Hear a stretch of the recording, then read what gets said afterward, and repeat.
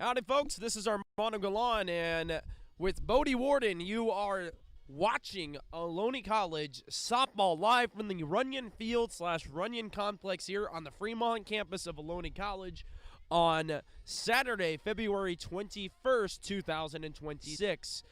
We are on the basin of Mission Peak here in Fremont, California, and we are ready to go here for today's marquee doubleheader featuring the 8-1-1 College of Sequoia Giants and your Ohlone College Renegades, who just won their first game of the season on Thursday. Had a chance to talk to head coach Julie Marshall about that win on Thursday, and I asked her what changed yesterday in the dugout. She said, the mindset change. There is a positive attitude and a lot of confidence, and it spread like a wildfire. I asked her today, how does she feel about this game? She says College of Sequoia is a great team, and we usually play them well. We took a regional set against them 2 years ago, and the key to today is going to be confident pitching and confident defense. And she expects that today everybody's going to have a big day. She wants that to spread like a wildfire again, coming off of a win and a great practice yesterday. She wants the energy to stay right where it is in the dugout. National anthem's on, as you can hear in the background, so I'm going to shut my mouth and stand up. We'll be back in 30 seconds.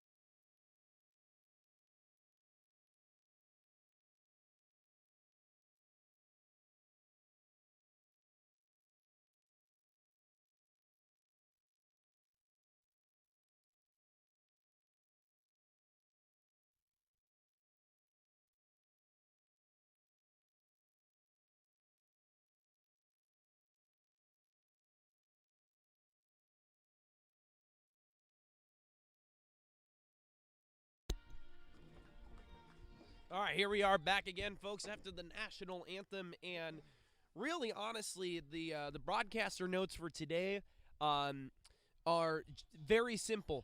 The Renegades came into Thursday as a team hitting .233. Today, they are coming in as a team hitting at .261. This is important because, obviously, if you can't put runs on the board, you're not going to win. I mean, what a shocker there, right?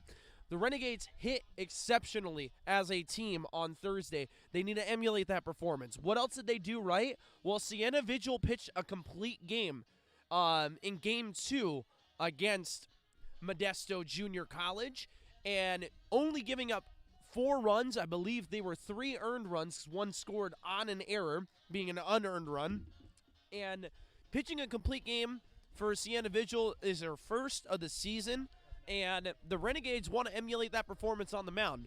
Today they have Logan Pagsalingen on the mound, and Logan Pagsalingen did run into some trouble against Modesto, but it was her first chance back on the mound after coming back from an ankle injury. So today, hopefully after that first game jitters coming back from the injury have now lifted, she'll have a much more complete performance on the mound, because prior to the injury, she was the most consistent pitcher on this staff for the Renegades, but now seemingly there's some competition for that stat. That competition being Sienna Vigil, who pitched a great game in Game 2. So let's talk about the lineup for College of Sequoia. It's going to go Reeves, Salcedo, Somavia, Benedict, Vasquez, Mendoza, Lujan, Moreno, and Santos. From left to right in the outfield for the Renegades, it's going to go Diaz.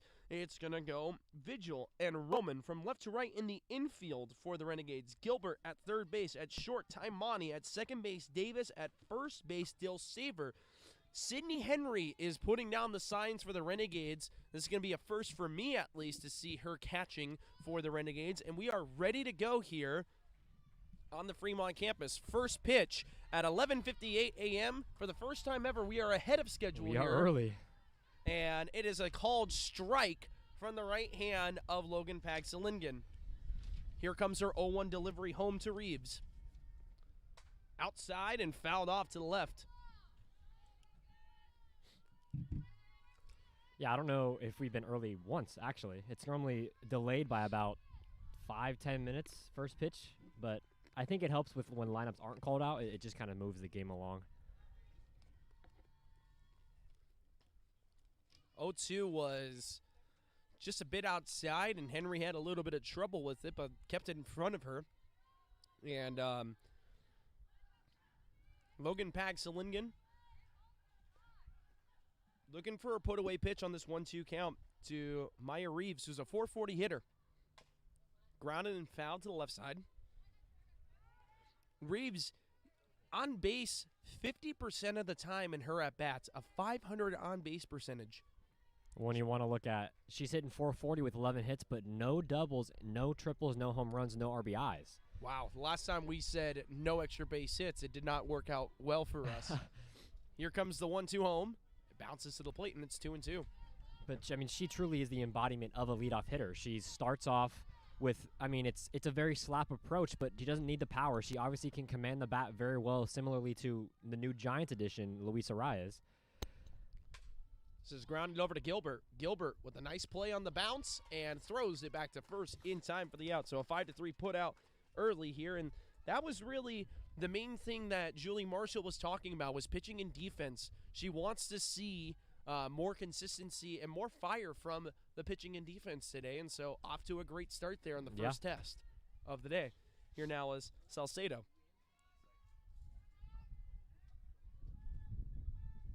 Salcedo batting at 300, slugging at 400. She has 3 extra base hits, 3 doubles on the season for her.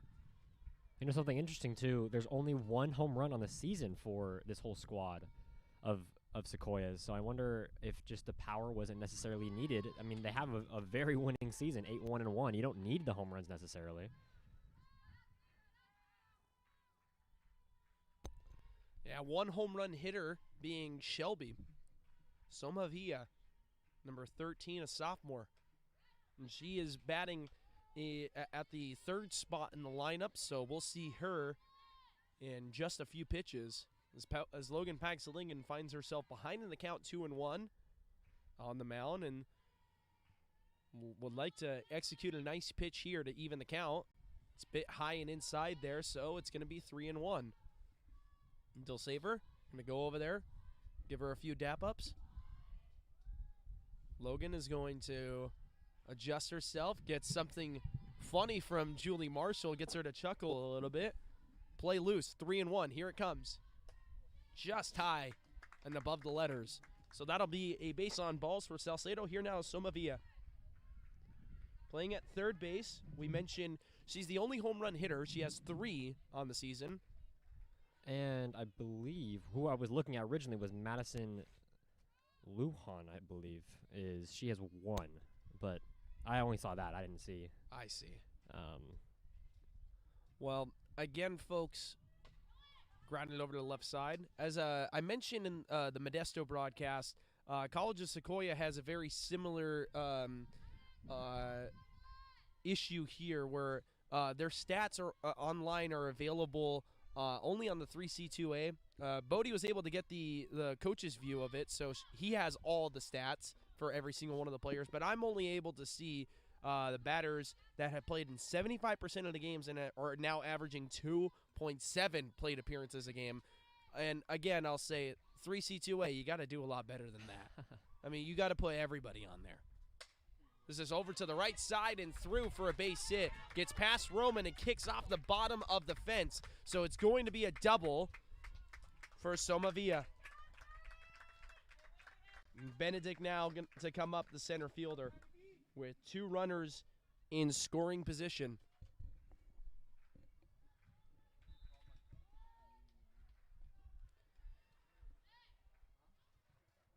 Yeah, I mean, that was a great piece of hitting. Got into a count that she wanted to be in. And if you look over, I don't know if you could see that on the broadcast, but Lily's been a great fielder. She's been quick and in lightning speed to cut off every ball. I mean, we've seen rarely any balls go to the wall. But on a ball like that where it's kind of slapped over to right field, it had some side spin. And and that side spin kicked way to her right away from her and just caused it to go to the wall, which gave the other runners that extra base. Yeah, I mean, Somavia just got a really good piece of it. Oh, heads up over there at first base. First base coach had to duck for dear life on that line drive, sharply hit by Benedict. And Benedict, a sharp hitter, 5 extra base hits on the season, slugging at .531. That's what you want from a cleanup hitter. And this is someone you don't wind up as the Renegades with. I mean, she has 11 RBIs. You add 2 more here to her tally on a base hit. This is going to be flared up and to left, and it's nobody there. And so it's going to be an RBI single there. And Taimani, it's a tough play for her because it's an over-the-shoulder catch, and it's just landing right where really nobody can make a play on it. Taimani would have had to leave her feet and maybe make a diving play over her shoulder to try and catch that.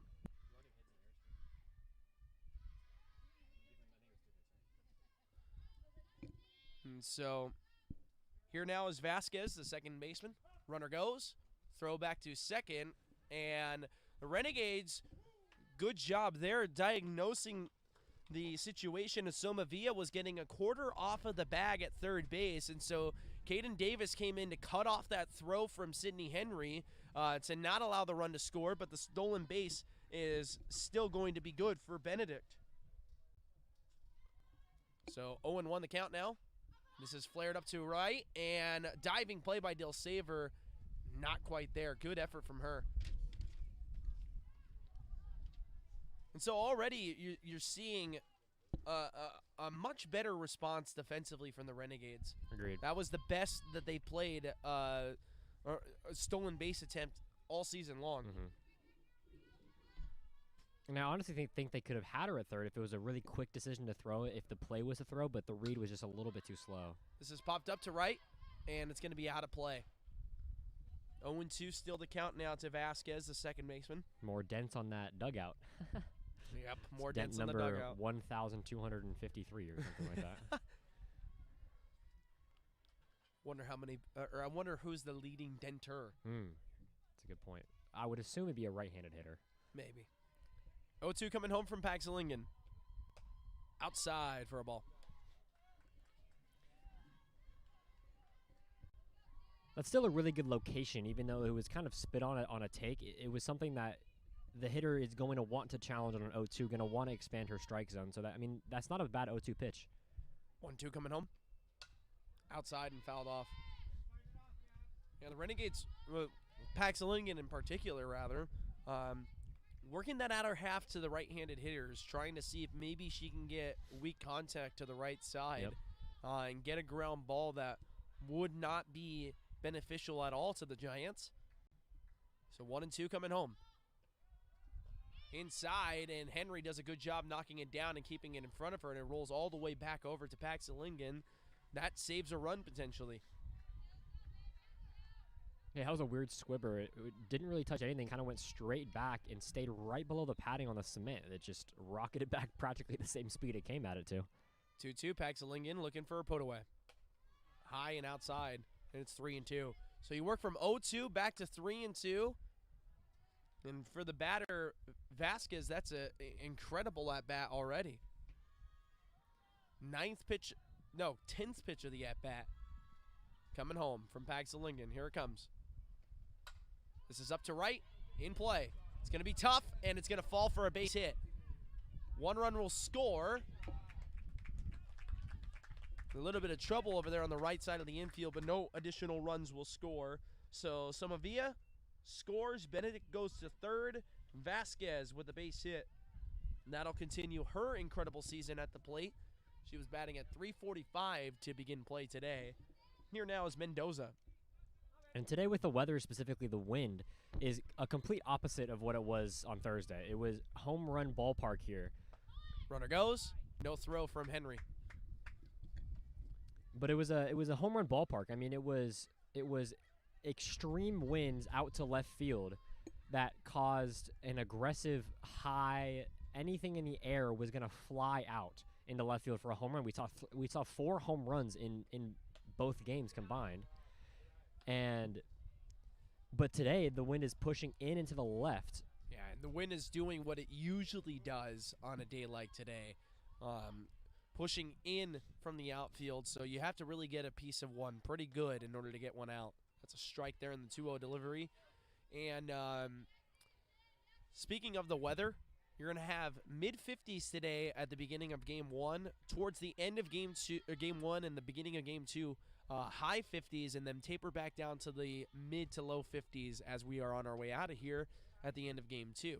So windshield nowhere near as severe as it was 2 days ago, Yeah, but still pretty good. You're going to get about a gust of 15 miles an hour, give or take, here and there. Yeah. 3-1, here it comes. Grounded over to short, and Taimani's going to make the play there. From 6-3 they go. Scoring on the play is Benedict, but staying right at second is Vasquez. A 6-3 ground out for Mendoza. Here now is Lujan. I do like how they decided to play a run for an out there, because the Renegades have been giving up a lot of runs without outs in recent innings. But I think based off of how they played yesterday, we've seen a different light in them and a different fielding presence in them that I would want them to be aggressive and play for the plate at home, because I think their pitching's getting better. I think their infield's getting better, and you can take a gamble by playing in, keeping the run and keeping the runner at third, rather than giving up another run to make it 3-0. And definitely, and you might see that as the game progresses. 0-1, fouled to the left side, so it's 0-2. For Paxalingen now, this is an ultimate opportunity for her. She gave up an RBI single to Benedict when she had Benedict 0-2. So right now is a good chance for her to try and bounce back and get the Renegades into the dugout. 0-2, and it's outside.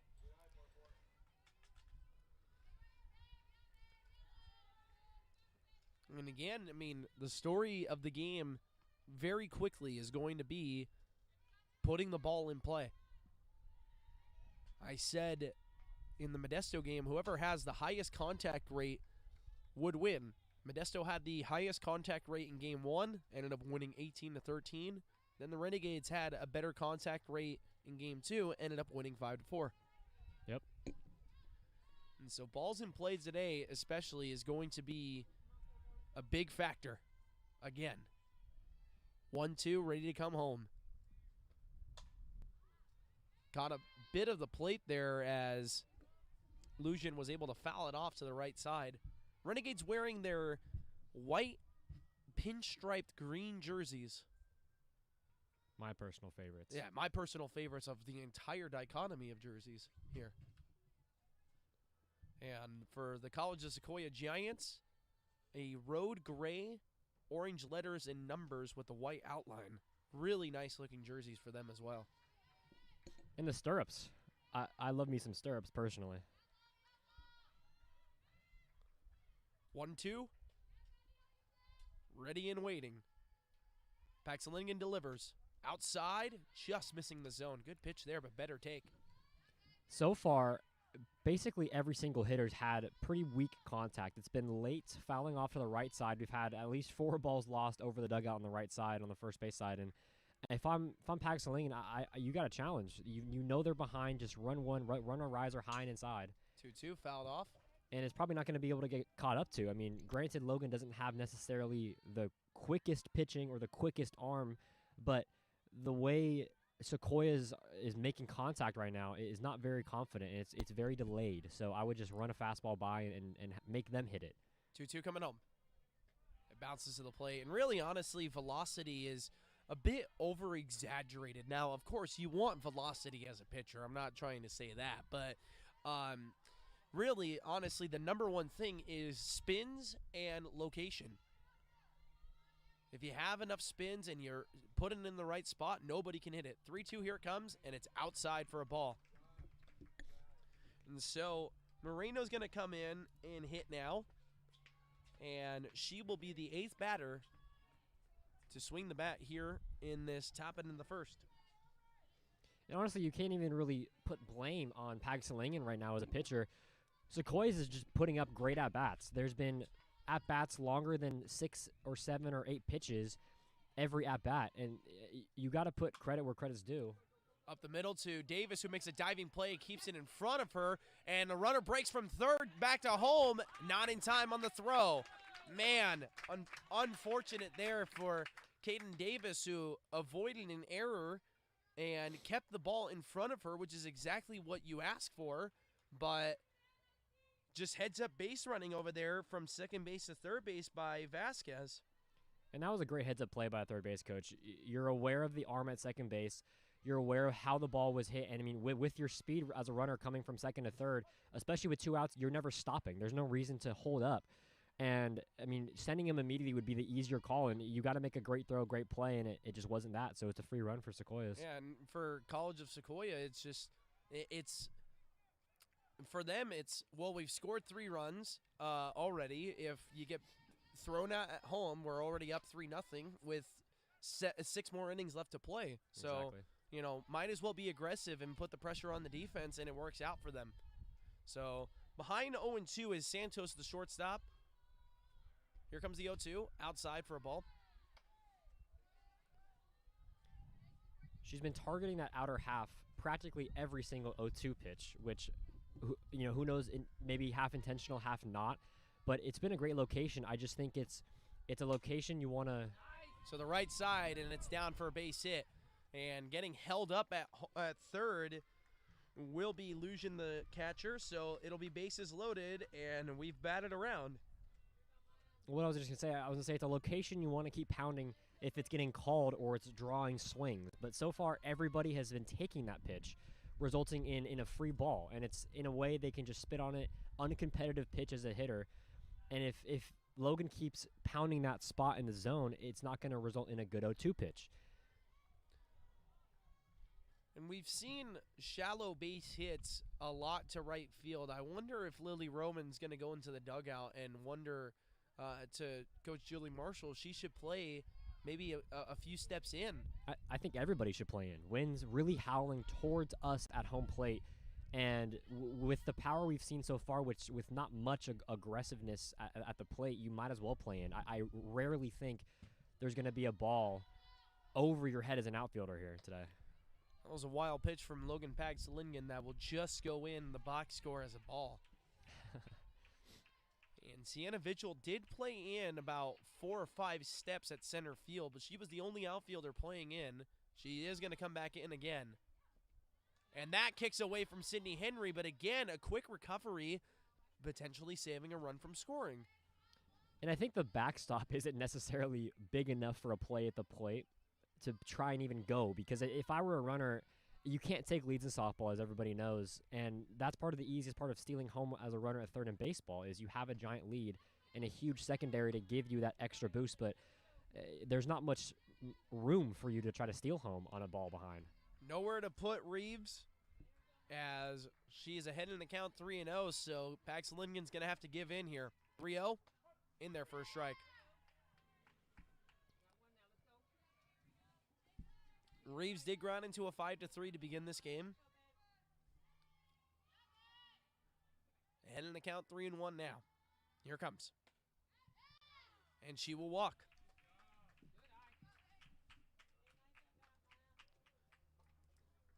So coming in to score is going to be Lucian.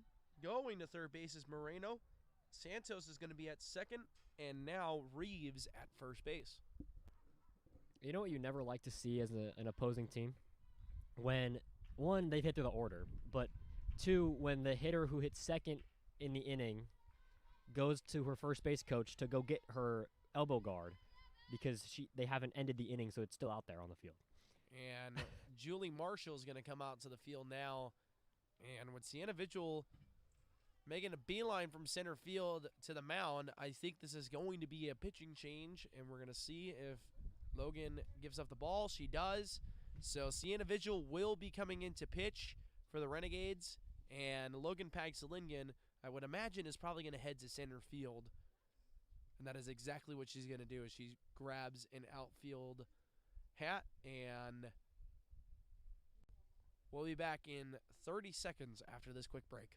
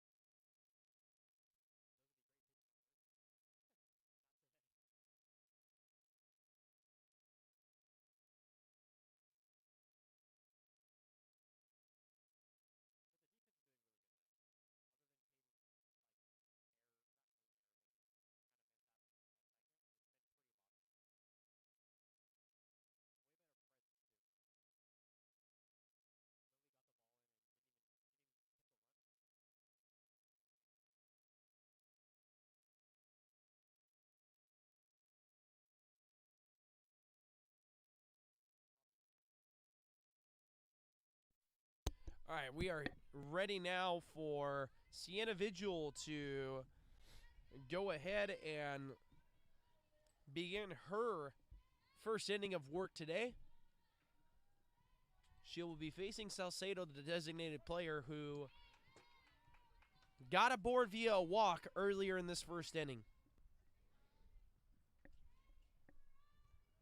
And if you're a Giants fan for Sequoia, you're kind of happy with the change of pitchers here, just because the problem with Paxalingan's approach in these 2 outs in the 2/3 of an inning was the walk rate, right? She walked a lot of hitters, and Sienna, I mean, it hurts me to say this, but she has double the walk rate of Logan at 33 walks so far, and Logan only has 16. So you can expect a good caliber of pitching for stuff, right? Speed, off-speed, location. But, I mean, once it comes to locating the ball and strike and preventing herself from walking, that's her struggling point for sure. 1-2 coming home. Popped up to left. And Diaz makes the play there for the final out of the inning. So the Renegades surrender 5 of them after allowing a total of 11 hitters to come to the plate.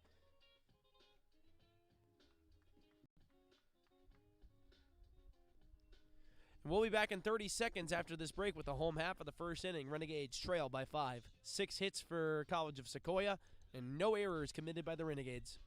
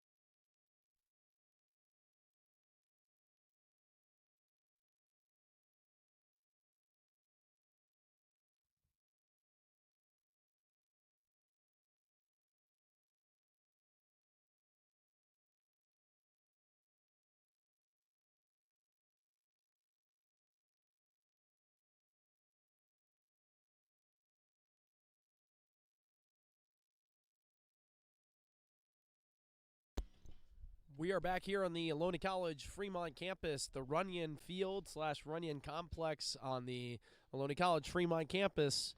Adrina Rodriguez is going to be the pitcher for the Giants. She's wearing the number 5, and she's got a 1.89 ERA. She's 6-1 through 8 appearances on the season with 40.5 innings pitched, 36 hits given up, 11 total earned runs, 14 total runs, so 3 runs given up via error by her defense behind her.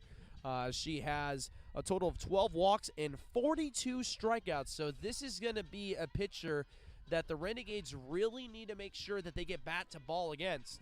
And her defense is going to look like this. From left to right in the outfield, Moreno, Benedict, and Reeves. From left to right in the infield, Somavia, Santos, Vasquez, and Mendoza. Lujan is in the squat and putting down the signs. Here now is Jayana Diaz, the leadoff hitter for the Renegades, and she's well behind on that 0-0 delivery. To round off the defense, the lineup for the Renegades, Diaz, Roman, Henry, Dilsaver, Taimani, Gilbert, Lozano, Paxalingan, and Vigil.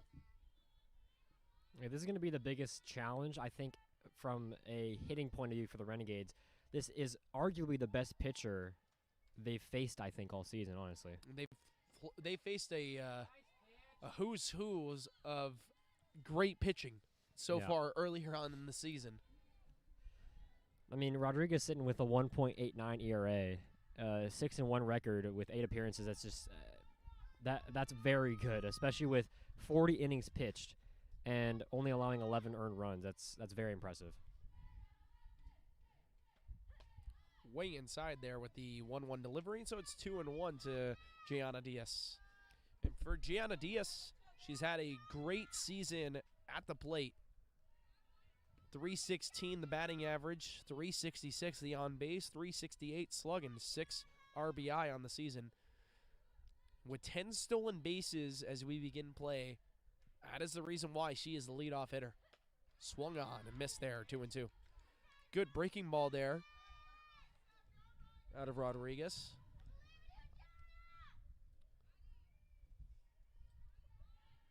I think something today that will actually help the Renegades is with the tighter strike zone from the home plate umpire, it's going to let them take a lot more pitches than they're used to taking, and it won't be called a strike. Strike 3 called. That was on cue. Yeah, right when I say that. But, I mean, that was a good pitch, good strike. That's something you have to swing at if you're a hitter.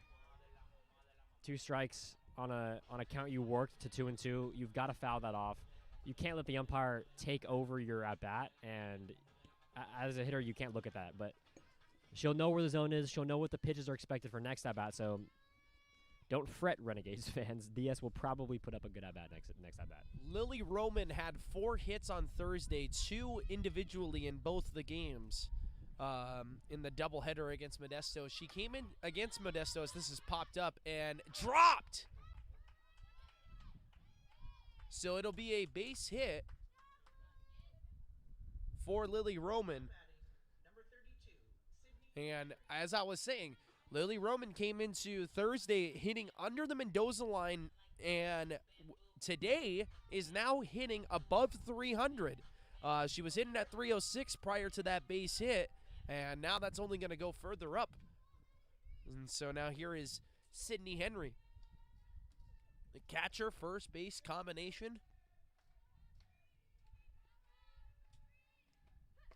Henry takes inside. Roman, a quarter of the way down the line. She's in a pickle now. Throw back to first. She slides underneath the tag. She was trying to entice a throw there, and I imagine to try and maybe entice a throwing error. And she is, though she's not the leading base stealing threat, she is a base stealing threat for the Renegades and one of the best base runners on the team. Fastest runner, I would imagine. For sure. Just off the eye test alone. Though DS with twice as many stolen bases on the season. Inside. It's a good job there by Lucian because Lucian pump faked her about 2 times to try and see if Lily would get further and further off the bag at first base before throwing it back to first base. So Lucian played that incredibly well as a catcher. 1-1, here it comes. Way inside there. And up above the letters. You can tell Lucian's very experienced. It just, you can see it. It's the presence and not pushing the envelope of what needs to be done. You can just sit there kind of pump faking, running them back. Using your presence, you don't need to throw it. That's what a lot of people think they need to do is throw them back to the bag, keep them from running anywhere, but Roman goes, and this is up the middle for a base hit. Roman knocking around the bag at second. She'll stay right there, so 60 feet for everybody involved. Here now is Dill Saver with 2 runners on.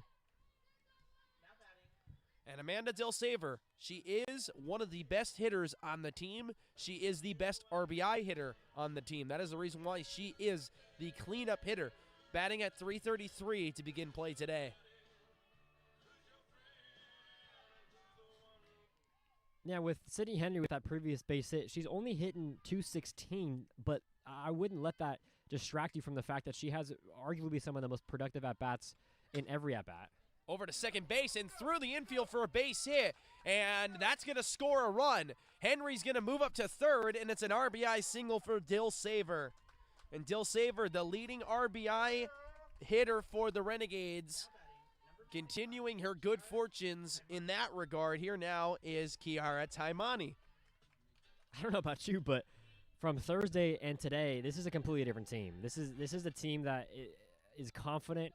They're ready to hit. They're ready to put themselves out and have a presence at the plate and on the field too. All around, they've been looking really strong and solid right now. And Kiara Taimani struggles with the bat early on in the season. She had 2 hits on Thursday. And they were both in the first inning of both games.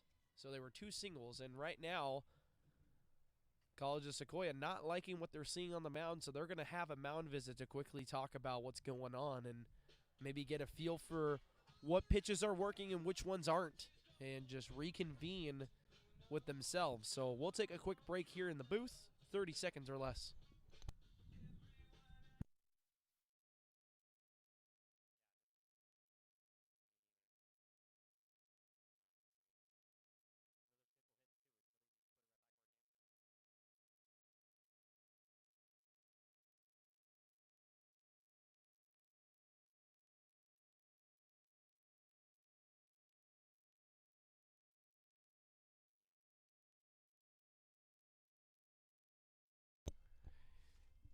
All right, and we are back now. Kiara Taimani wearing the number 25 for the Renegades. 1-0 coming home. Here it comes. Inside and swung on and missed. Good pitch there from Rodriguez. Number 25, synonymous with good hitting for the Renegades. Back in the day, Damian Stone, a center fielder for the Renegades in baseball, was arguably actually my favorite player, one of the best players on the team back in those days. Swung on and missed. 1-2. Had two incredible walk-offs in the postseason for the Renegades. A walk-off single up the middle and a walk-off solo home run. Saving the season in both regards. And clinching playoff series. 1-2, here it comes. Swung on and missed. Kiara Taimani, 11 times she'll be set down on strikes this season. She'll have more opportunities to try and get her bat going. Here now is Cameron Gilbert. And Cameron asked me a funny question. He said, you said I'm from Dublin High School. And I said, yeah, that's what's on the roster sheet. I was wrong, actually. It says she's from Dublin, but it goes hometown, then high school. So she is from San Leandro High School. Swung on a miss there by Gilbert. I mean, with these last practically 4 or 5 pitches in a row, it's been the same thing. It's been a fastball down the middle. She quite literally hasn't thrown anything other than a fastball down the middle, and our hitters cannot catch up right now. The first 4 or 5 hitters of our lineup could, but that's a rise ball that misses. So far, it's been foot hasn't been down early enough, hands aren't unloading quick enough, their hips aren't firing quick enough. It's got to be, once you swing through it, completely miss, you've got to realize maybe I got to unload quicker and just take a millisecond of a quicker step, a quicker unload, and the bat will follow. 1-1. Fouled off to the right side. 1-2. Vivi Lozano on deck for the Renegades. Someone who hasn't seen a lot of action, Viv, but has the numbers for it. Hitting .444, leading the batting average on the team, and pretty high ranked in conference, I believe, as well. She was 6th heading into play on Thursday. I'll get you the updated numbers in just a minute. Inside, a good take there from Gilbert. I would have been set down on that. I would have swung right through it. I'm really liking their patience. This is a different kind of approach at the zone that they haven't been seeing, or that I haven't been seeing from them this season so far, is understanding where the strike zone is quickly and adjusting to it. Here comes the 2-2 home. Outside, and it's a full count now. Good take yet again. This is a very positive and competitive at-bat from Gilbert. I know if her family was here like they were yesterday, they'd be appreciating this at-bat from her. And so Gilbert now 3-2, full count, ready to go. Here it comes. Inside, she fouls it off. Good job there to get the bat to the ball and stay alive. And that's in a spot where it has been 50-50. Has been called sometimes, hasn't been called. And Gilbert not wanting to leave that one up to chance. And it's a good job by her. She stays alive. Second 3-2 coming home. Up and in, and that will walk her. And that will bring up the 10th best hitter as far as batting average is concerned in the Coast, Viviana Lozano. So that's the updated number at .444. She's in a 3-way tie with De Leon and LZ. De Leon from Hartnell and LZ from San Mateo. Man, .444, and you're in a 3-way tie for 10th place. What's number one? Wow. Number 1 is .571 from Chabot. Wow. And it's Yaya from Chabot. Yaya. And also, we mentioned in we mentioned in the on Thursday that there wasn't a single top 10 RBI hitter for the Renegades. No more. We'll get you that number later, though. Grounded over to second base, and from 5-3 they go to end the inning. And so for the Renegades, I mean, they get 1, but they strand 3 of them, and you have to think, man, that's a rough way to go out. And so 5-1 the score, and we'll be back in 30 seconds after this break.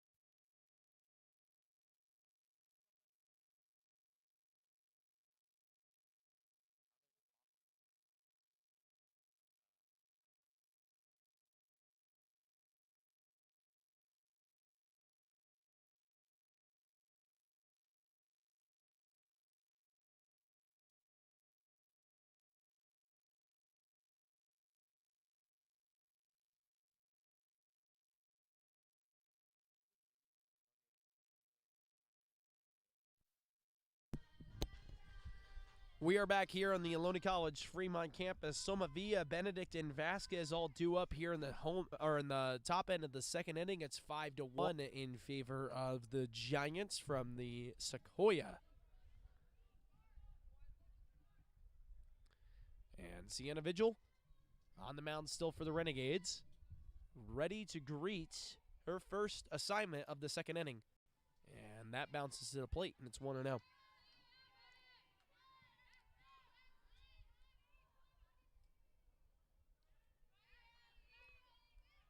Now Sienna Vigil with her 1-0. It's grounded over to Taimani, who makes the play and throws it to first in time there. And Taimani, who had a bit of an off day in game one of the Thursday doubleheader against Modesto, had a play that did not stand because the batter was called out of the box when she swung.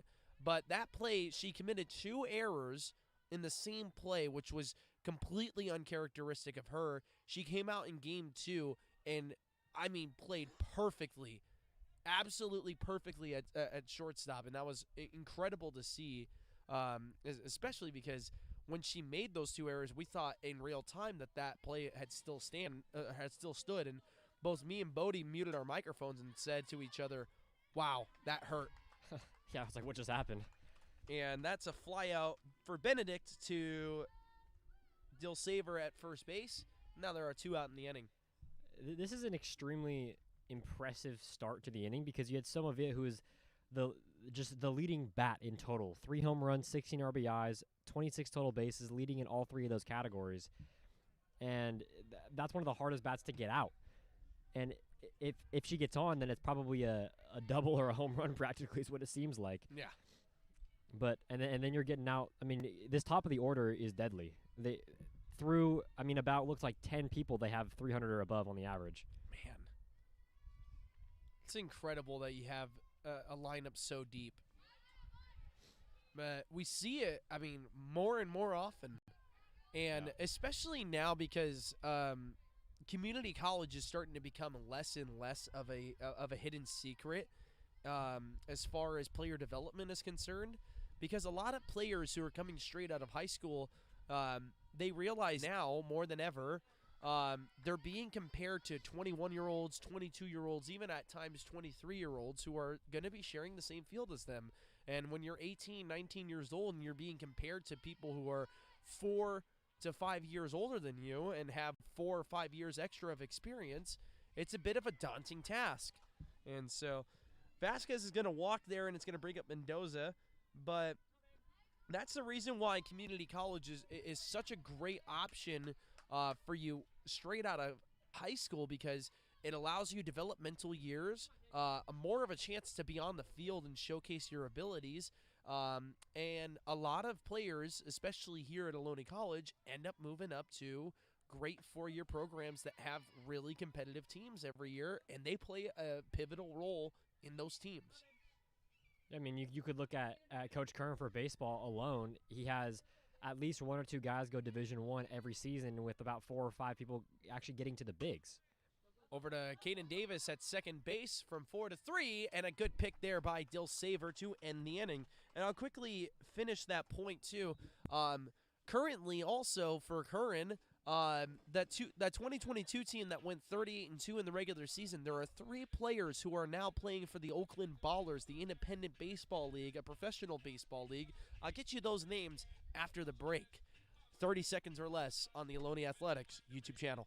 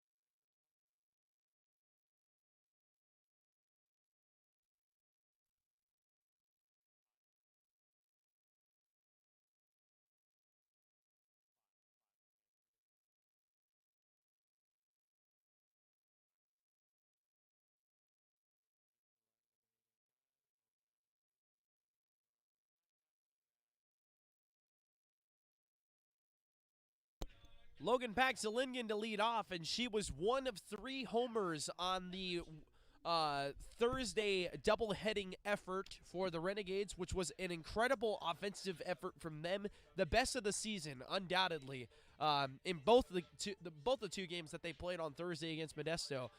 Logan Paxalingen was the second homer of the day, first for the Renegades, and later followed up by Sienna Vigil, who's on deck, and Cameron Gilbert. And Cameron Gilbert was the lone home run in Game 2 against Modesto. Swung on and missed there from Paxalingen. And Paxalingen, of course, we were talking about with the ankle injury, she hadn't had really a chance to break out yet, either on the mound nor at the plate. And she broke out at the plate just 2 days ago. Now batting at .276 to begin play. She has a better batting average than on-base percentage, and that's just, again, because she really hasn't seen much action yet because of the injury. You miss 3 games, and all your numbers get thrown off. 1-1 the count now. Here it comes home. Swung on and missed. This is going to have to be a quick adjustment by Paxalingen to get her foot down, get the hands across quickly. With the pitches coming in quicker, don't worry about generating power where you need like extra power on a slow pitch. You can just let the ball do its work on the bat and just let it come back to where it came from, right up the middle of the field. 1-2 coming home. Popped up and fouled to the right side. And speaking of Logan Paxalingen, usually she has her mom and her dad to our right here watching, but today they are not here. But their presence is felt as they handed both me, Bodie, and Ishika a care package of food. So thank you to the Paxalingens for that. This is up into left center field. Making the play in center field there is going to be Benedict, and that's not an easy play. But Benedict makes it look easy on the run there for the first out of the inning. Here now is Sienna Vigil. Started at center field, but now pitching for the Renegades. She's got a homer and batting at .316. No Steve Austin or Stone Cold Stunners, but maybe a couple of cold beers tonight. Oh, here it comes. Up the middle and to second base from 4 to 3 they go, and this second inning is moving on quickly here. We got 2 out. Now batting, number 7, Gianna Diaz. Diaz.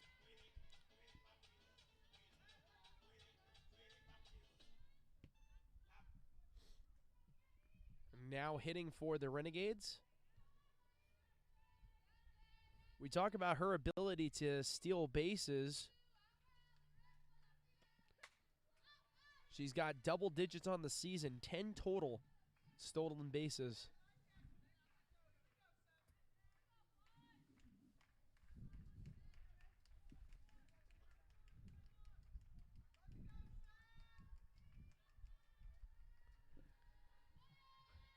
Now with the 0-1 home, up and out, 1-1 the count.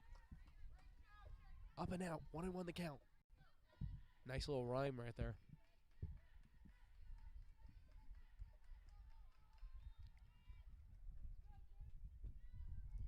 And so with the 1-1 delivery getting ready to come home, Rodriguez gets the sign. She kicks and she deals. Up and in, 2-1 the count. I really am liking how the whole entire Renegades hitting staff is taking a different approach to their at-bats. It's very calm and letting the count run. And I was saying before that when they let the count run higher, their at-bats can only get worse. But with the eye that they're having right now, it's resulting in a pretty decently positive at obligated to throw it over the plate. And when she can't throw it over the plate, it's usually a ball pretty far out because they're just kind of in their head, like, where do I throw it? Where they either don't foul it off and they take it for a strike. Where can you even throw it at? 3-1, and it's second best base stealer in the Coast. She will have an opportunity to steal more bases. Diaz with 10 on the season. The only batter that has more than her is Yaha from Chabot College with 14. But unlike Yaha, so far, Diaz yet to be caught stealing. And if the announcer's jinx happens, I might bang my head up against the table. I mean, that's an impressive stat, though. Haven't been caught stealing in 10 attempts. 10 attempts and 10 stolen bases. That's impressive.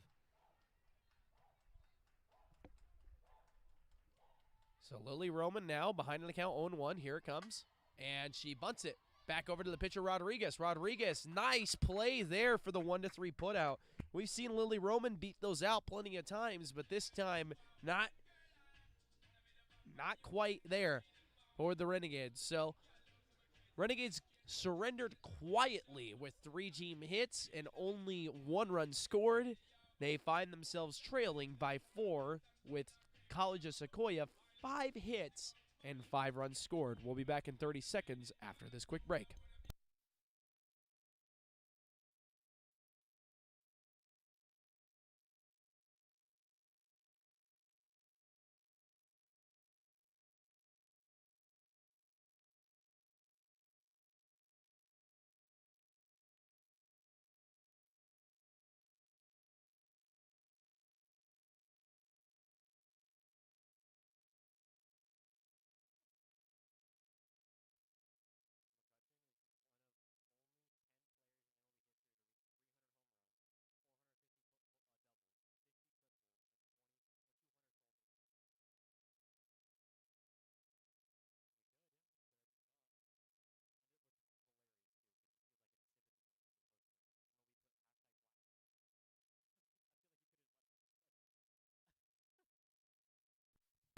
We are back here on the Ohlone College Fremont campus. Bodie Warden, you got a fun fact for us. Go ahead. Yeah, I just saw it. Andrew McCutcheon, he is one of the only 10 players in MLB history to reach 300 home runs, 450 doubles, 50 triples, and 200 stolen bases in his career. Shout out Andrew McCutcheon, an Yeah. ex-Giant. Probably one of his worst years as a professional was when he was a Giant. Probably, yeah, that was an interesting season for him. Due up for the Giants is going to be Lujan Moreno and Santos. And speaking of the Giants, the San Francisco Giants started their season a total of 40 minutes ago. They are starting off their season in the Cactus League, and we are already talking about spring training baseball in Major League Baseball. And I am very happy because finally I get my boys back on KMBR, being John Miller, FP Santangelo, Kruk and Kipe, and Dave Fleming. And, I mean, I feel like especially lately I've been really missing out on picking up more pointers from them, because what I do a lot as a broadcaster is I listen to other broadcasters, and specifically those guys, because they're some of the best in the game. And I think to myself, what are they doing that I'm not? What are things that I can pick up from them? 2-2 coming home, and it's fouled off to the right side. Lujan had a walk in the first inning that later came around to score her. She was the last run to score in that 5-run first inning for the Giants. She is even in the count, 2-2. Here it comes from Sienna Vigil. And she'll walk. It was 3-2, actually. And Lujan is going to walk. You know, unfortunately, if you're a Giants fan, I'm looking at the score here. It's currently 5-0 in the first. Yeah, well, Mariners it's are Seattle. Shout out Seattle.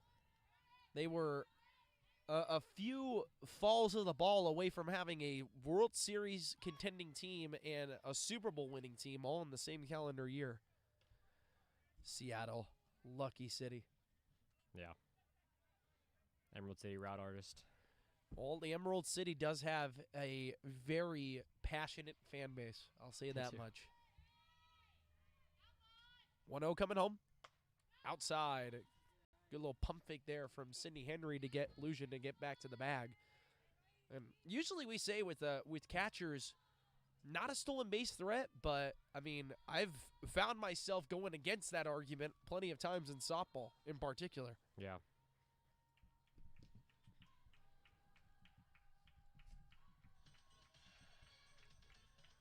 And so we have a quick little mound visit between Sydney Henry and Sienna Vigil. Probably just talking about what pitches they have they both are starting to get a feel for.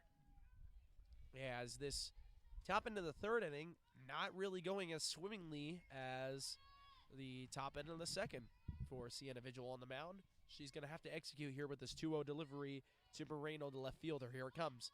Bounces to the plate. Sydney Henry keeps it in front of her, though, and it's 3-0 now. When overall about your stolen base threats, Sequoias, they have stolen bases, but, I mean, they're a speedy team, but I think only with specific players. There's about 4 players on the team that have at least 2, and then 2 players that have 1. So there's 6 players in total who have a recorded stolen base, with the most being 3 out of an individual player. This is bunted down the first base line. Sienna Vigil in and out of her glove. So forcing the issue there, and we'll wait for the official score.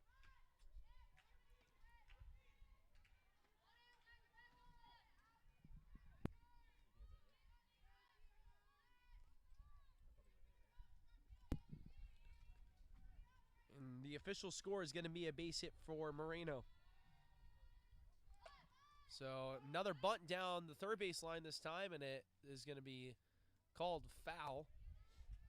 And going back to the stolen base threat, I mean, when you have players who are within spitting distance through 10 games, within spitting distance of double-digit extra base hits, you don't really need to steal the bases that much. Yeah, you don't. This is a very slug-heavy team, the Giants are. I can think of another Giants team that I would hope to be a slug-heavy team this season. Well, I mean, I just keep saying about the Giants, bat to ball, and good things happen. Yep. 1-1, here it comes. And this is bunted back to Sydney Henry, who gets a pop-back throw back to first base, in and out of the glove of Dill Savard. Would not have been in time to pick up the out, though. Well, that was pretty cool. I haven't seen that yet so far this season, a bunt pop-up straight into the glove of the catcher. Yeah. So Santos is down, and that's going to be the very rare F2. Yeah. Here now is Reeves, the leadoff hitter. We're back to the top of the order again. Reeves playing in right field, had yet to be tested in right field today. But the Renegades have tested center field to no avail. 0-1, here it comes. Flipped over to the right side, and Gilbert tried to make a play on her horse there, but it just squirted to the ground quickly. And Gilbert, who's playing medium depth, about as straight up as you can ask. Not hugging the line at all for the left-handed hitting Reeves. So that is outside for a ball. 1-2 the count.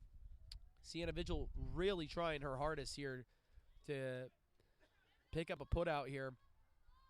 Keep the runners right where they are. Could be even a ground ball away here from working her way out. That gets behind Sydney Henry on a pass ball. Throw to third, not in time. So good base running there by Lujan to get to third base. And on the play also, Moreno moves up to second.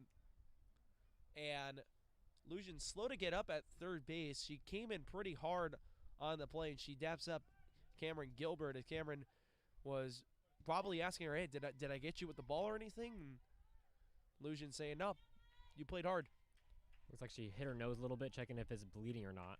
Yeah, so Lujan, thankful. We hate to see injuries here, especially at this level. So glad to avoid it in this case scenario. It's 3-2 now. Vigil, home, and it's popped up. Left field and out of play. And none of the Renegade defense was willing to give up on that. I mean, Taimani from short was getting there about at the same exact time as Gilbert from third and Diaz from left field.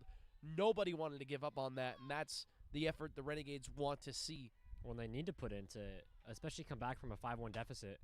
3-2, and that's going to foul to the left side. Reeves is making it very clear that is the exact spot she wants to go to. Just, I mean, poke it out. Don't do anything too crazy. Don't overcomplicate things. And so if I'm left fielder Diaz, I might be playing in practically a second, third baseman in a way. She is playing medium depth, but a little bit further in, and not in enough. And throw back to third base to try and get the runner coming from second, not in time. So Reeves gets a RBI single there. Make the score 6-1. Put the Giants back up to a 5-run lead. Again, it's funny. Right when I said it happened. If I were nitpicking on where I'd want the outfield, it'd be quite literally on the cut of the grass. Runner goes. Taimani over at short. She's not going to have a play at second, and the throw back to first just in time. But it is going to be an RBI ground out for Salcedo. That was the most bang-bang play we've ever seen. I think the runner would have been safe if there was a. I mean, you get taught it a lot when you're a player, but it's like in track when you're breaking the tape, you're lunging forward, getting your foot down. Somavia to Taimani, and from 6-3 they go. You want to finish that point? But yeah, I mean, what I was saying was when you're getting taught how to run the bases all the way through the bag, you want to extend your body through like a track athlete. You're breaking the tape, finishing first in the race, and you want to be aggressive, foot hard on the bag, front part of the bag to beat the throw. It kind of looked almost like nonchalant in a way, but not necessarily pouncing on the bag, and I think that's why that was a fairly easy out call right there. And so for the Renegades, they are going to be trailing by 6 as we head into the home half of the third. They have to try their hardest now to get some runs across, and they will have 3, 4, and 5 due up. That's Henry, Dilsaver, and Taimani.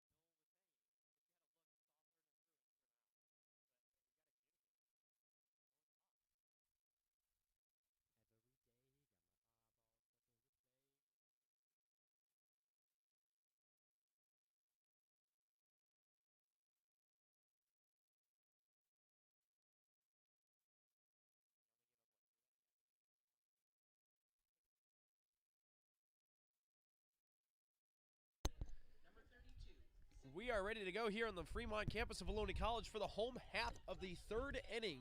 I'm Armando Galan. I'm joined with Bodie Warden. We hope you guys are enjoying this at home, at work, wherever you are on this Saturday afternoon. We thank you for being with us here on this live broadcast from the Fremont campus on Ohlone Athletics YouTube channel. Sydney Henry had a RBI single and actually, I'm sorry. It was not an RBI single. Put Roman at third base, and she later came around to score. This is going to be grounded over to short. It's going to be a tough play. Sydney Henry not able to beat it out. Good pick at first base there by Mendoza. Now batting, number 8, Amanda Dilsaver. Here now is Amanda Dilsaver. She was the one who had the RBI single up the middle. Fun little update for you San Francisco Giants fans out there, or Mariners fans. 4-5 now, going into the bottom of the second. What so in the world happened? I don't know. It went 5-0, and then the Giants somehow scored 4. I don't know if I've witnessed that in a year. Well, the Giants in a hurry trying to score runs. I hope that's a sign of things to come for them.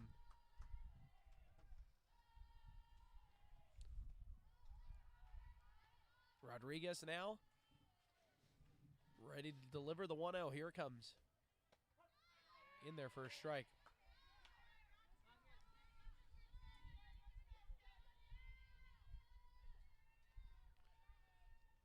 Amanda Dilsaver wearing the number 8, synonymous with royalty here in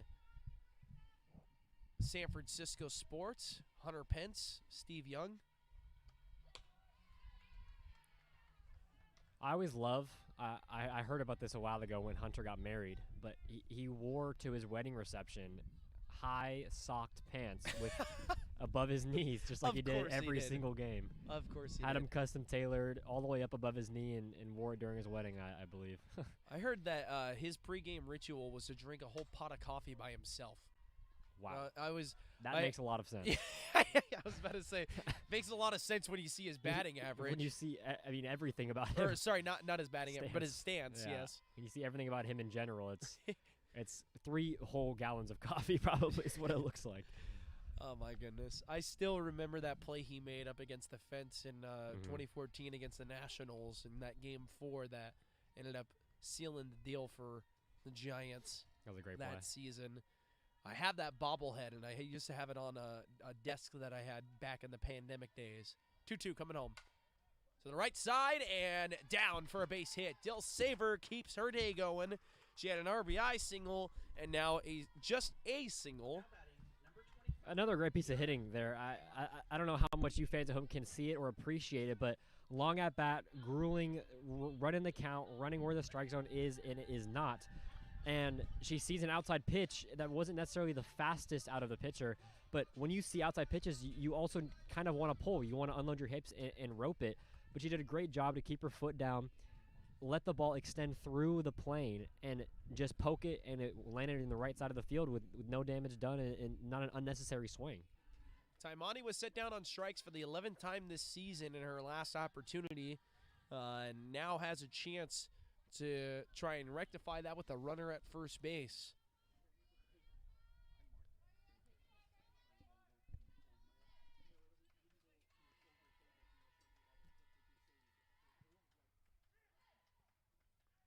Fouling off her 0 delivery back to the screen. Here comes the 0-1. Outside.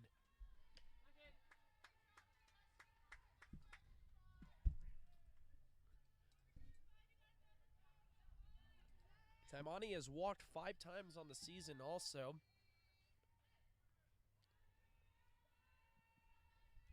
She'll await her 1-1 delivery home from Rodriguez. Rodriguez kicks and deals. Fouled off to the right side.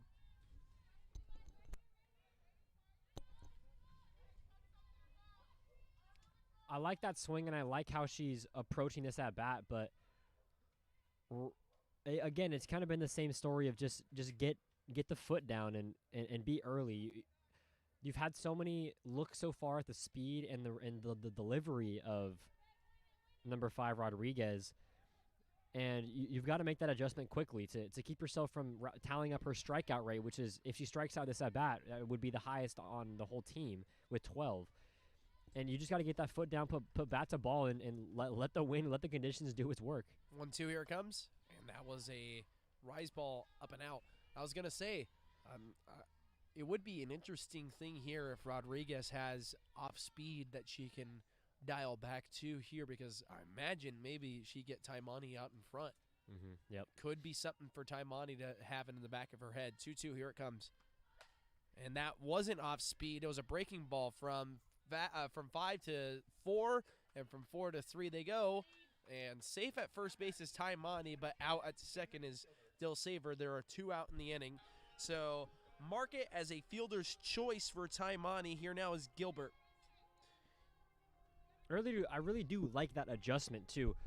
It sucks to see a kind of a weak ground ball, but it was significantly a better swing than her previous ones, which were late, handsy, fouling off on the back of the screen. That was a good swing to the left side, and hopefully that can translate to her next at-bat in probably the 5th inning. Gilbert fouls this one off to the right side. She had a home run in Game 2, as we mentioned. And honestly, if I do say so myself, not trying to take anything away from the players, but of the 4 home runs that we saw hit on Thursday, Gilbert's was the most legit. That was when the wind had completely died down, so that was 100% Gilbert getting that over the left field wall and saying hello to the communication department. 0-1, here it comes. Outside for a ball. The rest of the home runs came when those hurricane force winds were pushing out to left field, and all 3 of those hitters, Seiko and Pax Lingen and Vigil, did get around it pretty well. Yeah. But, yeah, those went over the fence in a hurry. This is out to right field, and a tough play over there in right field by Reeves. We constantly say it is not easy to play in this outfield. Reeves showing it, had to make an over-the-shoulder catch through the web of her glove, and a number of things could go wrong there in that situation, but she stays poised and makes the play. It's not an easy one at all. And so, great job by her, potentially saving a run from scoring. We'll be back in 30 seconds.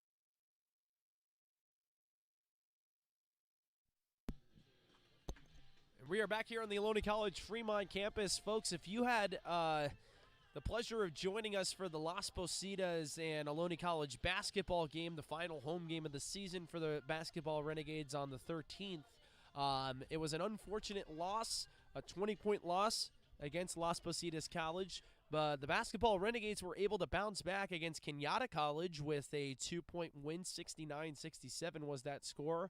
And yesterday, on the 20th, against Chabot College, the Gladiators would fall victim to the Renegades, 85-75, a 10-point win for the Renegades, and it was incredible. Anthony Lacey with a great game, Omar Babakir with 22 points scored, and it's an incredible way to go out for the Renegades on what was a very disappointing season for them, a 13-15 season in a 5-9 conference schedule. Not a season that we would have predicted from them. There was a lot of things that were happening behind closed doors for that team, and for them to walk out with 3 of their last 4 games being wins, I imagine for them was a great thing for them, and something as a player you might think to yourself, wow, we left something on the shelf, didn't we? Yeah. Honestly, the season came to a surprise for me because in the previous years, we've been uber competitive. Yeah, it's been very competitive, playoff bound almost every season, and with this season a complete 180 of a team. It was kind of all in their head. They had the talent, just couldn't execute in the right times. But I mean, it was also surprising because it kind of got into a pattern.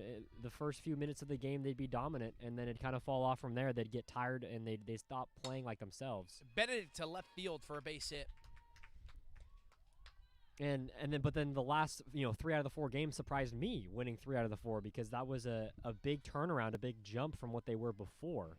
So it was great to see, and I'm happy for them to pull out something at the end. And maybe if they are playoff bound, maybe they can run with some of this energy and momentum going into the playoffs if they make it. And next season also, you have the momentum of 3 of your last 4 games being incredible, and all those wins coming on the road for the Renegades. The Renegades would have a total of 6 wins on the road. They were 6-6 on the road. The home schedule, that's something to be desired, though. 5-9 and 5-9 in conference. También. Let me drop in some extra language for you guys there. Bounce to the left side, and Gilbert not willing to give up on it, even though it went foul.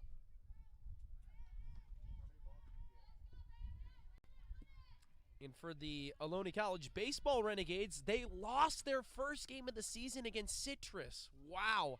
Currently, right now, 1-1 in the bottom of the 5th inning. Check swung there. Something I always talk about with the baseball team is they have a really strong start to the season, and then that first, because every year Coach Kern goes to LA, plays Citrus, and that is a big testimony of what the season is going to be like. This is up into center field, and Taimani makes a play. Off the bag is Benedict at first base, but she gets back in time, and the throw was not picked by Dilsaver. So Benedict gets back. Vasquez flies out to Taimani, and Taimani going from shortstop, literally straight up alignment at shortstop, and making the play in short center field where Paxlingen couldn't get there. She's playing pretty deep depth in center field, so that's a lot of ground covered, and incredible by her. And as we were just speaking, I was just going to say, Kaden Kuchia scored Teo Thompson on a double. That's how the Renegades scored. Now they are trailing on an RBI sac fly. So it's now 2-1 in Citrus. And Citrus looking to try and hang up the second L of the season to the Renegades. I mean, that would be actually a really big back-to-back loss if the Renegades lose both the Citrus. It's quite rare for the Renegades to not win one, if not both. Runner goes. Benedict is safe. That was a really close play. Good job by Benedict to slide underneath the tag there. That was probably the closest play we've had. Yep. Batting now is going to be Noemi Aldana, and she is hitting for Mendoza.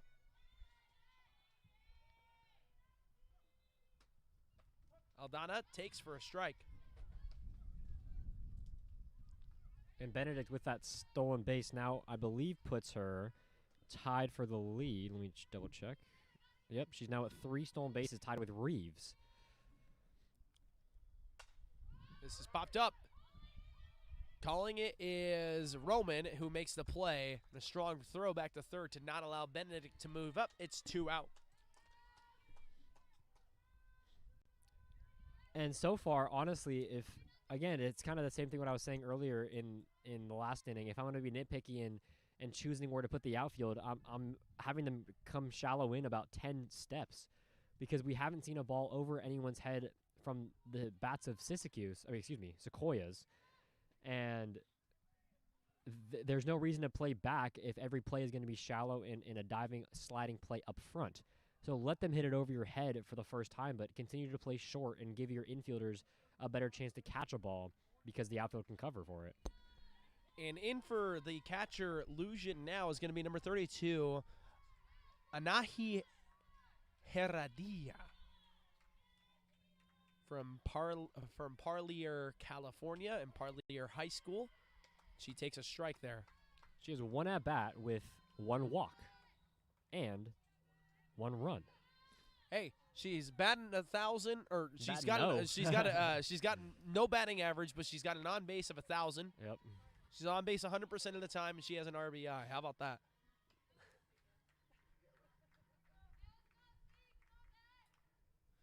She would be batting in 1,000 if she gets a base hit here. Yep. Hey now. 0-1 getting ready to come home. In there for a strike. 0-2.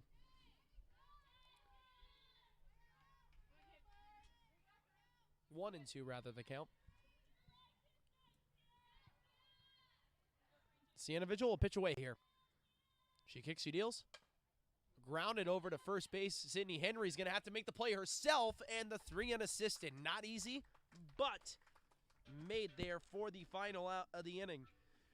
And the Renegades do not surrender a run, and they will have a chance now to try and cut into that 6-run deficit that they find themselves here against College of Sequoia.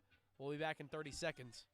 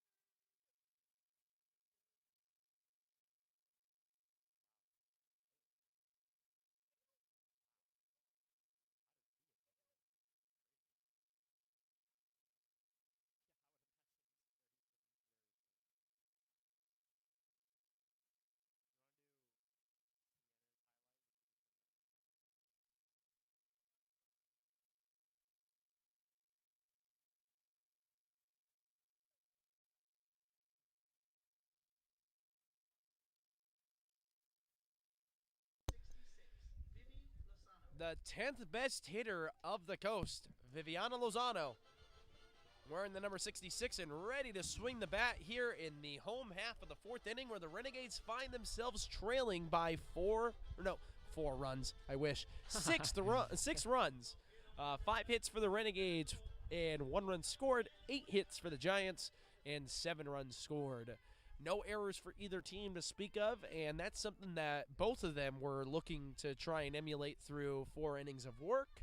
Well, 4 innings for the Renegades, but a net 4th awaiting here for the Giants. So Viviana Lozano ready to go. She had an opportunity to swing the bat in the 1st inning and grounded into a 5-3, which ended the inning with the bases loaded. Now for a chance to try and entice the rally as the leadoff hitter in the bottom of the 4th. She takes outside for a ball.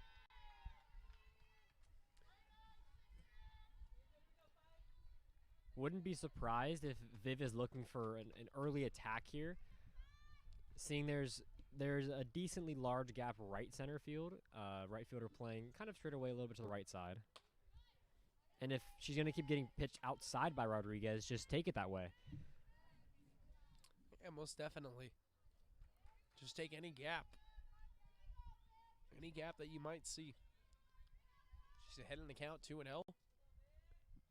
Rodriguez might give in here in this 2-0. She does, and it grounds over to third base. From 5-3 they go. That'll be the first out of the inning. Here now is Logan Pagsalinian. Now batting, number 2, Logan Pagsalinian.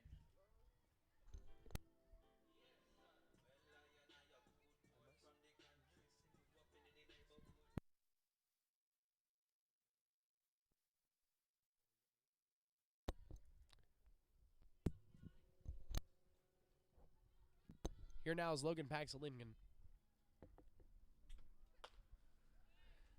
Pitch outside for Pagsalinian. And she'll be ahead in the count 1-0. She grounded into, or no, she did not ground into. She flew out to center field in her first attempt at the plate in the 2nd inning. The breeze coming in from center field and left field. This has popped up. It's going to be tough, but making the play at first base. Good job there by Mendoza. Now batting, number 5, Sienna. Mendoza re-entering the game after Aldana swung the bat for her just previously. And here now is Sienna Vigil. And Sienna Vigil, our player spotlight for today. Folks, we're back on a Saturday with another player spotlight. Sienna Vigil, a great, terrible time to do this as she beats out the throw, and thank you for doing that so we can continue your spotlight. We'll wait for the official score. No, that's going to be a base hit. Quick official score there. And so Sienna Vigil, we asked her a plethora of questions. So Sienna Vigil is her full name being Sienna Star Vigil, nickname being C, playing third base, catcher, and pitcher. Favorite song is Folded by Kalani, and some of her favorite snacks are Sweet Tart Ropes. She breaks for second there and is safe on the stolen base opportunity. Her favorite quote, "The bravest heart is the one that stays close to Allah, even when it's in pain." Her favorite colors are sage, baby blues, and soft pinks. She's born on the 21st of May, 2001, making her older than me. She has a message for her friends and family. She says, "I want them to know that this is only the beginning for me. Great things are coming." And why do you play softball, we asked. I play softball because it runs in my veins like blood runs through my body. Eat, sleep, and ball. Sienna Vigil also had 8 questions that we asked her that she was able to go ahead and give us answers for. We asked her, over half of your teammates say they wouldn't want to be stranded on an island with you. What's the first word that comes to mind knowing that information? Her word, why. We asked her, who has been the biggest role model in your life? She said, my mom, for always handling business. We asked her what her all-time favorite class is and what made it so special. As Jayana Diaz fouls off her 1-2 delivery back to the screen. Her favorite class is softball class on the field because they say you will never work a day in your life if you do what you love. That's a great way to put it. We asked her, what sport do you like the least? She said she had to say golf. It's her least favorite because it's very slow-paced. Nice.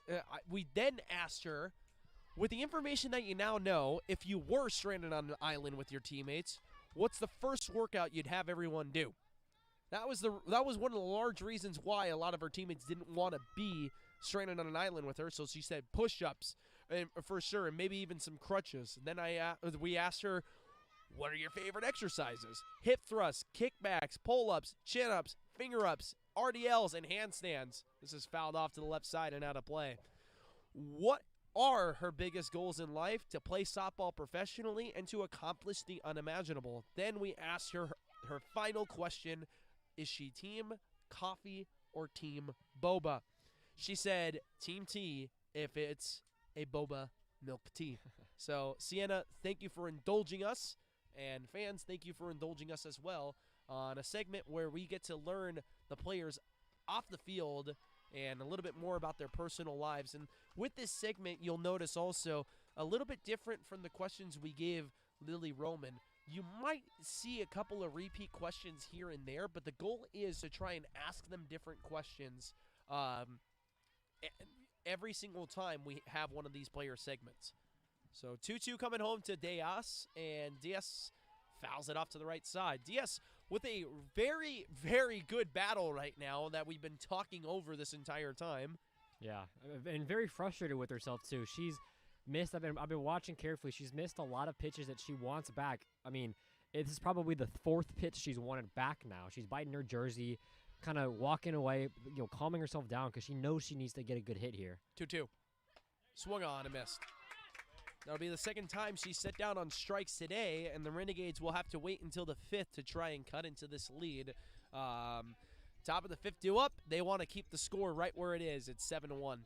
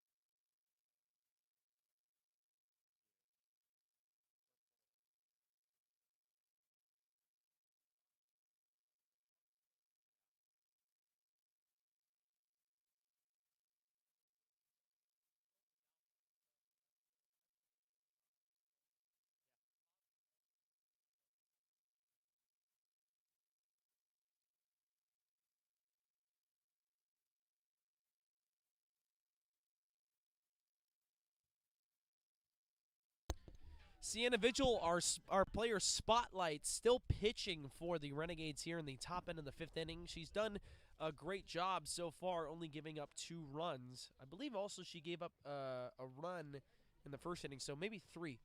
And she'll be tasked with facing off against a brand new hitter in Moreno's spot.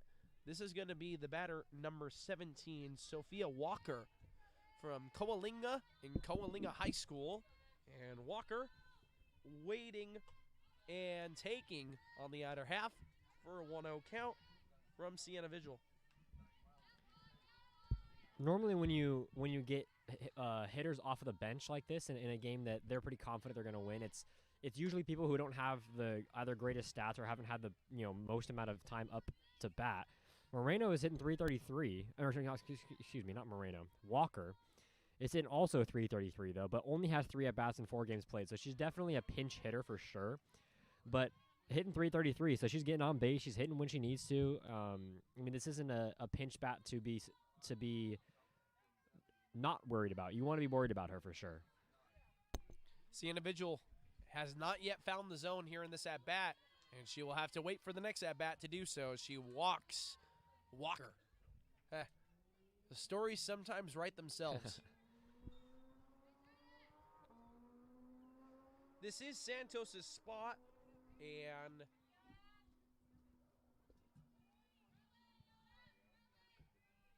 it is still Santos, the shortstop. So Santos, her third opportunity to swing the bat. She's 1 for 2 with a single and a fly out on a bunting attempt to Sydney Henry. And by the way, the 3 unassisted in the previous inning that I said Henry got, it was actually Dill Saver because Dill Saver's playing first base today, not Sydney Henry. I'm on autopilot when it comes to that. As Santos trying to prove that she can bunt. That fouls off to the left side, and it's 1-1. Infield is ready to play the bunt here as the corners are playing in. They're going to be on motion here on the pitch. Here it comes. In there for a strike. Santos didn't want to offer at it, and so she finds herself behind in the count now 1-2. Emily Santos from Corcoran High School. Up to center field. Paxton-Lincoln stays right where she is to make the play. I was going to say, might be a pitch that she wanted back, but that was a good swing on that next pitch. Pretty much same location. I mean, it wasn't a soft swing, but again, with this wind just howling in, the outfielders, I bet where they're playing right now, they won't have to take a step back. Rochelle Versteg now in for the Giants, and she's in at Reeves' spot. And so Reeves will finish today 1 for 2 with a walk, a single, and a 5-3 ground out. She might have another opportunity to swing the bat later if she re-enters.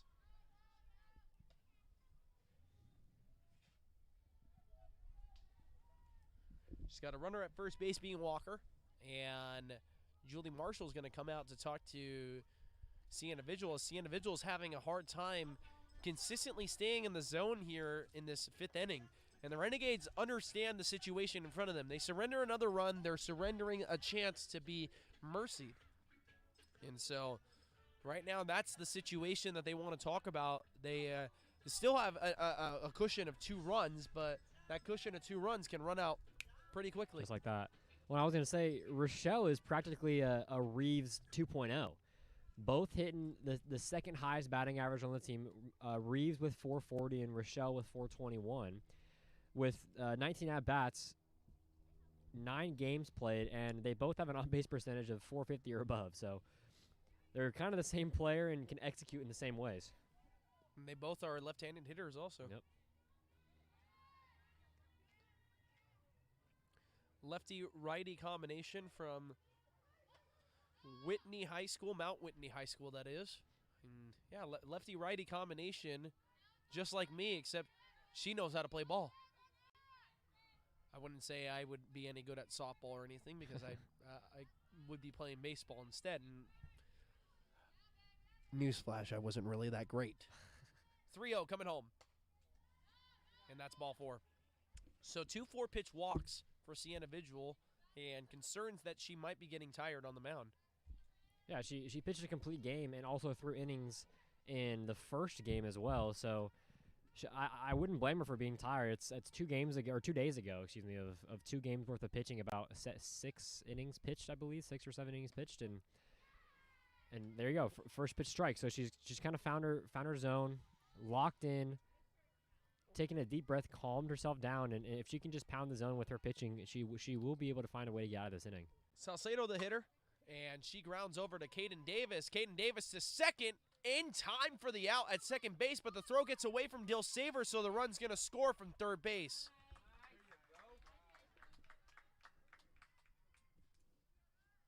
So Walker comes all the way around to score. Getting on base is Salcedo on the fielder's choice. And here now is Somavia.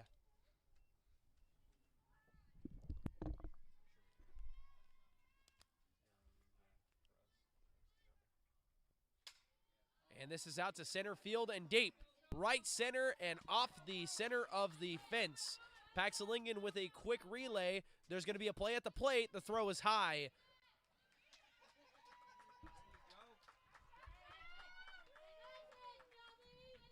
So it'll be a 2-bagger and a throwing error. And unfortunately on that, the throw is actually in time.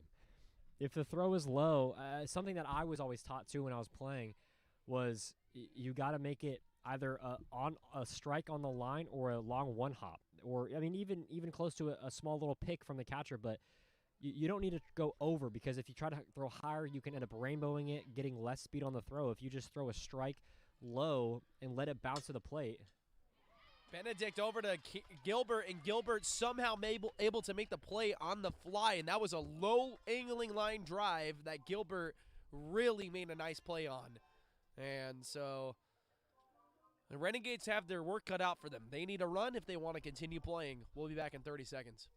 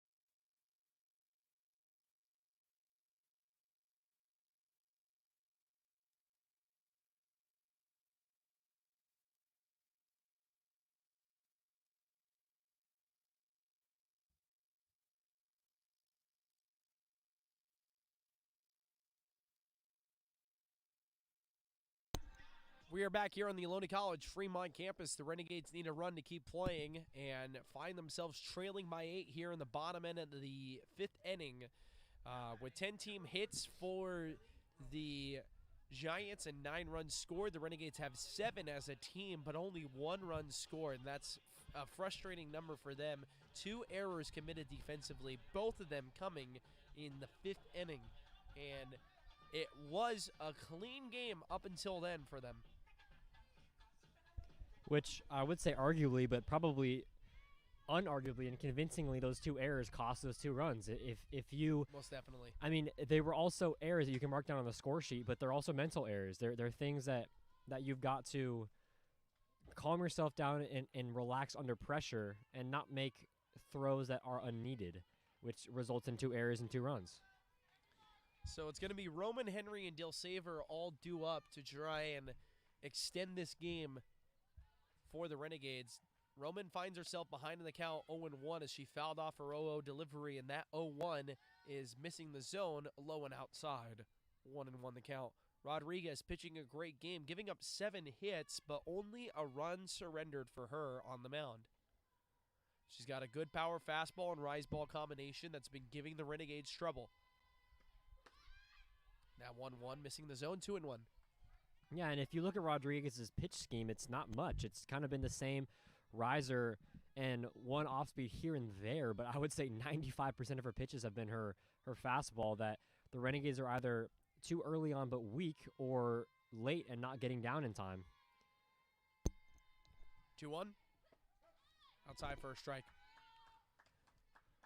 But, I mean, repetition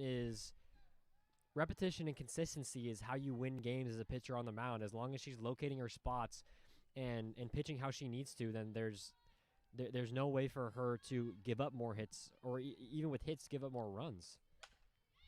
Over to short, and from 6-3 they go. Good play there for the first out of the inning. Santos having a pretty busy day at short. Now batting, number 32, Sydney Henry. Sydney Henry was another 6-3 victim in the 3rd inning and had a hit in the first, so she's 1 for 2 today. Stranded at 3rd base in that 1st inning where the Renegades had bases loaded, and that's becoming a big storyline now. Henry's going to be 2 for 3 with 2 singles on the day as she singles out to right field. Sydney, as the days go on and the games go on, she's been a bigger presence every single game. Like now behind the plate, throwing down the signs. She's been doing great today. I mean, I think she's been having a great game. Almost threw a runner out, which would have been the first put out from a catcher for the Renegades this season. And showing up to bat. I mean, she didn't start very hot. She's had kind of a slump of 216 before today, but with 2 more hits, if she keeps rallying these hits up, getting good at bats up, then she's going to keep improving. Dill Saver, it landed on the chalk, but it's going to go foul, and that was just a foot or two away from giving her a 3-for-3 day with extra bases. She's 2 for 2 today with an RBI. That was a very close call right on the line. I couldn't tell, but I mean that was almost a huge breakthrough for the Renegades. 0-1 coming home. Fouled off. And it's 0-2 now.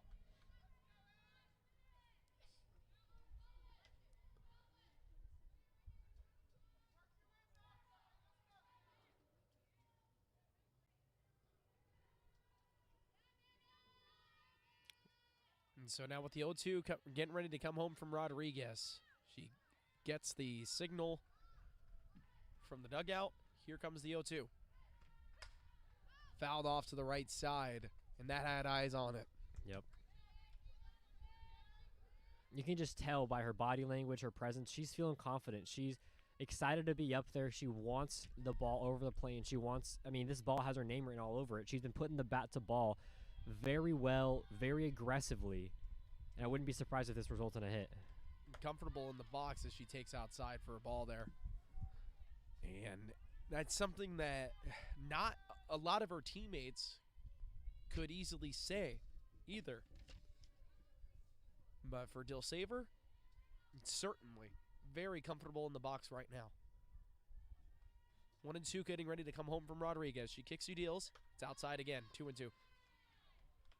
It's been kind of the same pitch location. I've seen 2 pitches, maybe a third spot. It's been the medium-low inside that Amanda's been turning on very well, and then it's been a high outside ball that she located for a strike one time, which was fouled off, and then the next 2 have been outside. So I wouldn't be surprised if she rocks it with the inside part of that plate now.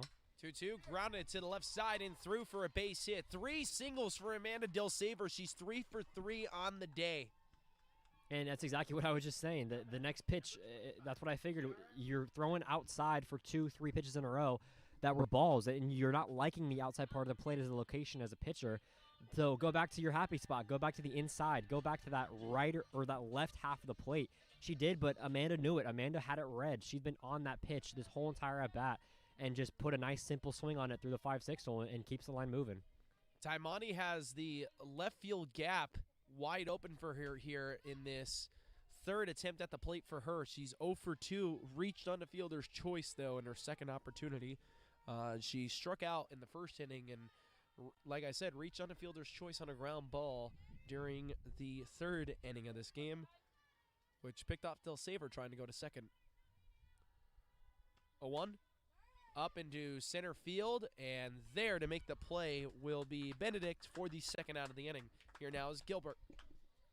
You know, I was thinking during this at-bat, I was wondering, with Cameron Gilbert coming up to bat, I was thinking maybe a sacrifice, maybe a bunt here and there. The infield was playing pretty deep on Kiara there, so I don't know. Maybe a bunt might have been a good play because with her, she's not. You can tell she's not feeling herself necessarily in the box. She's had more strikeouts than hits this season, and 0 for 2 today and it hasn't reached base, or has reached base on a fielder's choice, but 0 for 2 and just not feeling herself. So maybe a sacrifice would have been the best situation. Get her in a mojo, get the team rolling, and again with Gilbert up, having runners at second and third instead of first and second can score 2, put them out of their possible run rule, which would actually they're down to their last out if they don't score here. Yeah, most definitely. But now it's up to Cameron Gilbert to try and find a gap or find some grass in the outfield.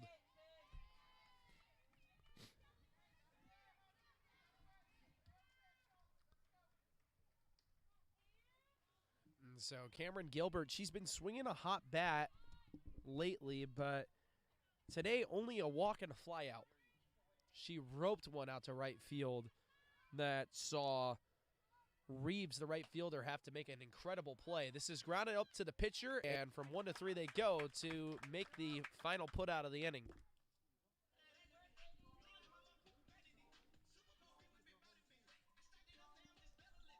And the Renegades will be taking the field, so run rule will not be in effect, even with the 8-run deficit.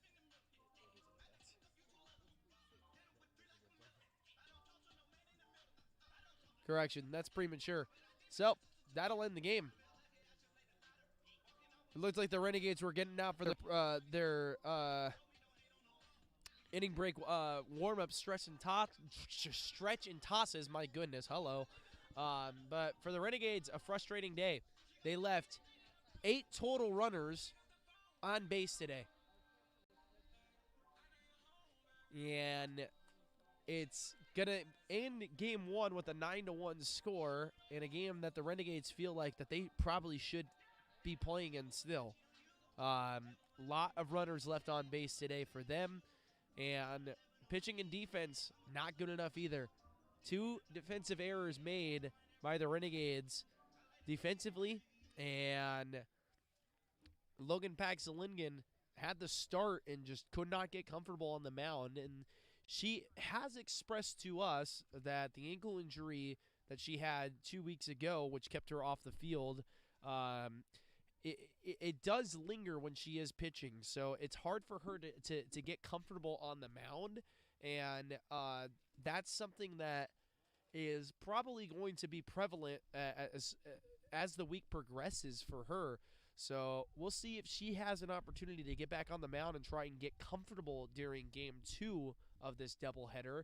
But for now, the Renegades are unable to avoid the run rule from going into effect, and they will be dropping to a 1-13 record, looking to rectify that in game 2 in the next 30 minutes. And so, folks, we'll be back in 30 minutes or so with game 2 of the doubleheader. And for Bodie Warden, I'm Armando Golan. Stay tuned with us. We'll be back in a bit.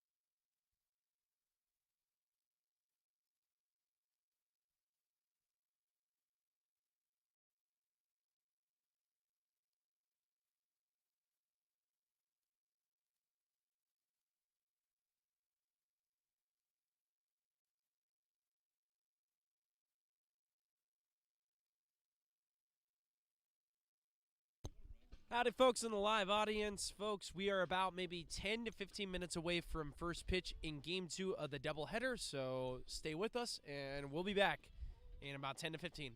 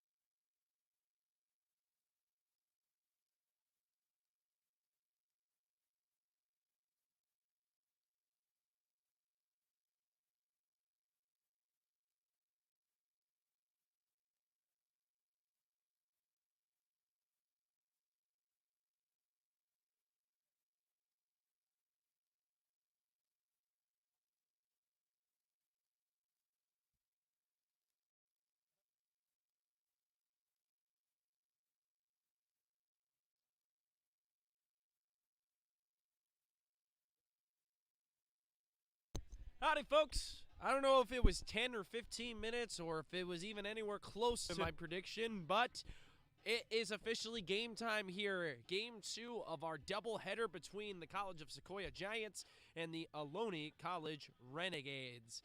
And folks, over at Citrus College, between the Ohlone College Renegades and Citrus in baseball, it's bases loaded with Brennan Baptist on the mound with one out in the bottom of the ninth, 4-2 the score. Bases loaded though, so that's a nail biter over there. And yeah, this is terrifying. If the Renegades are to lose that game, that'll be the second time they get walked off in as many days. So that's an update for you guys. We'll have maybe an update around the league when we are able to get around to it later on in this game. Took a quick listen to my godfathers of broadcasting. Dwayne Kuiper and John Miller were on the call on KMBR 680, the sports leader. Not an advertisement whatsoever, but if anybody from KMBR is listening and wants to, maybe broker a partnership, Ohlone Athletics is the place to go. Athletics at ohlone.edu. Email us there, please, and thank you. We would love to work with you guys. Anyways, we have a softball matchup, a second of 2 here from the Fremont campus of Ohlone College on the basin of Mission Peak. And folks, let's talk about the pitching matchup. Sienna Vigil is going to be getting the start. She had a decent game in game 1, better fared start than Logan Faxalingen, who's still trying to get comfortable on the mound coming back from the ankle injury. So you might see her come in. Amanda Dilsaver yet to pitch really in this week. So she's the freshest arm for the Renegades out of the pen. But she's going to be not playing in the field. So I imagine she will be getting an opportunity to pitch in this game if the Renegades find themselves in a position to move on from Sienna Vigil. And Sienna Vigil's defense is going to look like this. Diaz in left field, Paxlingen in center field, Roman in right field. From left to right in the infield, it's going to go Gilbert, Taimani, Davis, and Henry. And then Sam Bowie is catching. And then for the Giants lineup, Reeves, Vasquez, Somavia, my apologies, my handwriting's illegible. Benedict, Salcedo, Enriquez, Roca, Moreno, Santos, and Herrera is in the line, or is in the flex position in the lineup. She'll be on the mound for the Giants. And folks, we're pretty much ready to go here on the Fremont campus for Sienna Vigil. She had the complete game performance, earning herself her first win on the season. She's pitched 36 innings without the account of the innings pitched in our previous game of the doubleheader, with an ERA above 10. And so she'll be getting the starting assignment now and facing off against the right fielder Reeves. Reeves had herself a great first game. She walked and had a base hit.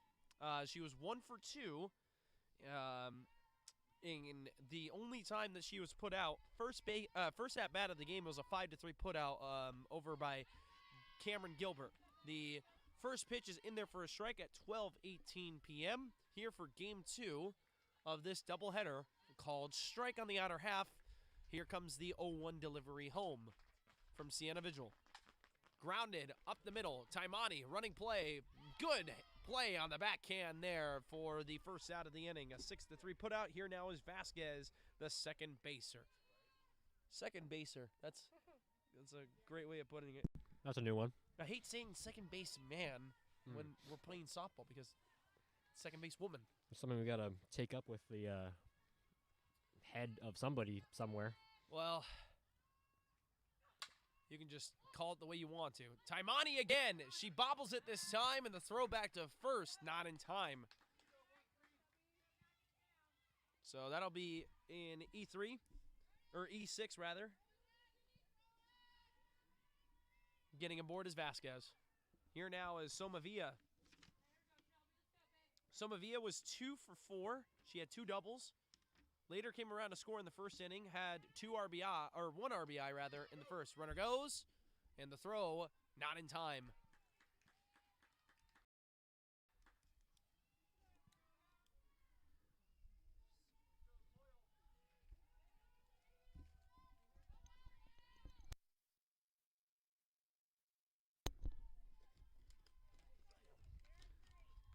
0-1 coming home, and that's popped up to right field. Roman breaking in into foul territory, making the play. Moving up to third, and diving there is going to be Vasquez. So Somavia flies out to right field, and here now is Benedict. Benedict had herself a great game also, a 2-for-4 game for her as well. She had 2 singles and an RBI in game 1 of our doubleheader. She takes inside there for a ball, making the count 1-0.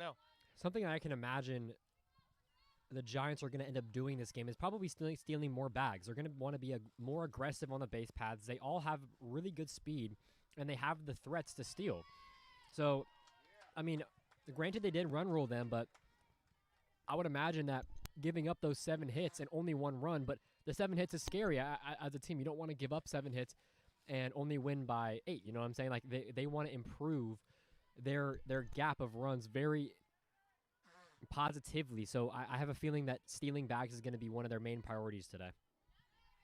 1-0 was inside for a strike. The 1-1 up and in for a ball. 2-1 now. Over to Davis. Davis with a nice play on the backhand and a 4-3. Good pick by Sydney.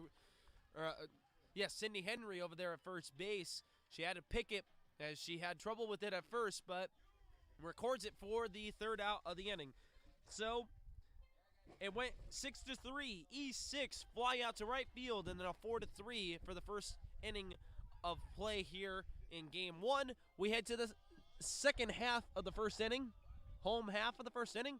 Due up is going to be DS, Roman, and Henry, and I'll have the rest of the lineup as well as the defensive alignment when we come back from the break.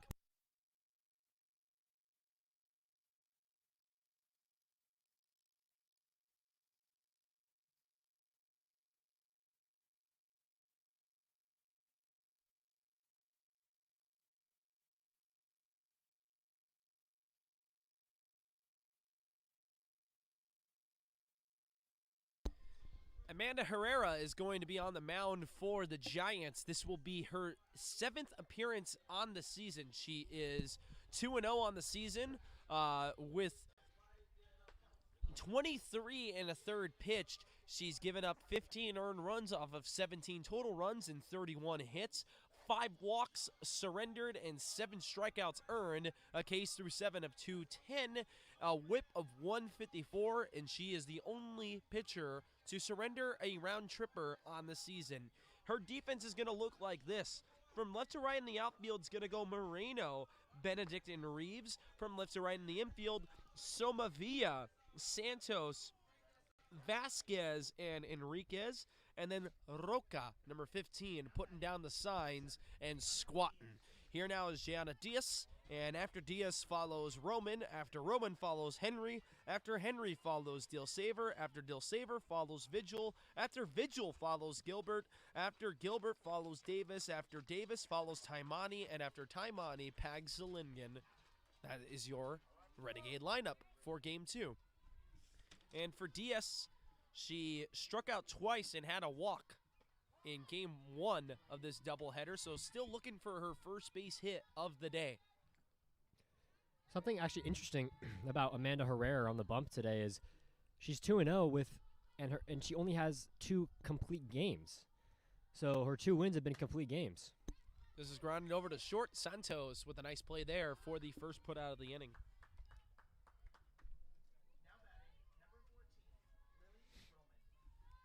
Lily Roman to hit now. She had a hit in the first inning, then grounded to a 1-3 and 6-3. So she's 1 for 3 on the day, 0 for 0 to begin play today. Although that's kind of a useless statement because every single hitter is 0 for 0 until they have their first at bat. I hope. They will stay 0 for 0 if they walk or get hit by a pitch also, funny enough. 0 for 0 as the game has started 5 minutes ago. Yes, exactly right. Roman attempts to try and slap that off the outside corner and can't pull it back in time, but might have been a call strike there. It's 1-1. Little update for you Giants fans and Mariners fans. Giants winning 6-5 in the bottom of the 7th now for the Giants' first game of spring training. Let's take a look here, and the Renegades take home the victory against Citrus. With the bases loaded, Citrus leaves the game on the shelf. So the Renegades will be coming home from the road trip 1-1 against Citrus, and I guess maybe something to highlight for the playoffs later on this season. If these two teams end up seeing each other, they would have to see each other in the state final, though. Yep. 3-1 coming home to Lily Roman. She bunts it down the third baseline, and it goes foul.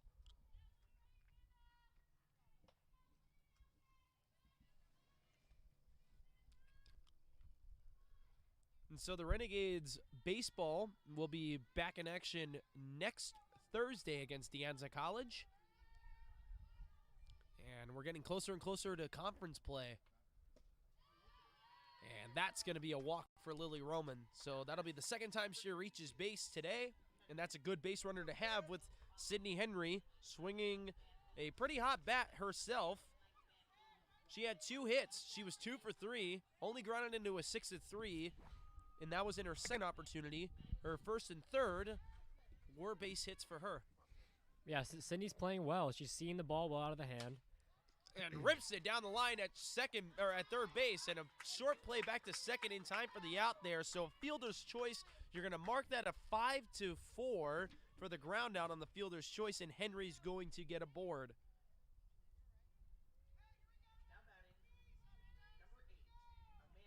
Yeah, that was a hard swing. That was a great pick over there at third base.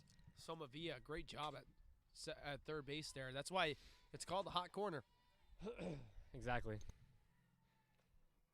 And I mean, that's a great feeling as a hitter as well, being Henry. When you, even though it's a fielder's choice and you're not marking that as a hit on your score sheet, it's still something great to feel of a great swing of the bat, something hard, and you're seeing the ball well, so you can carry that presence into the box next at bat, and hopefully result in a hit for her. 1-1 the count now for Herrera. She kicks and she deals. It's grounded over to short. Santos to try and end the inning, and she does.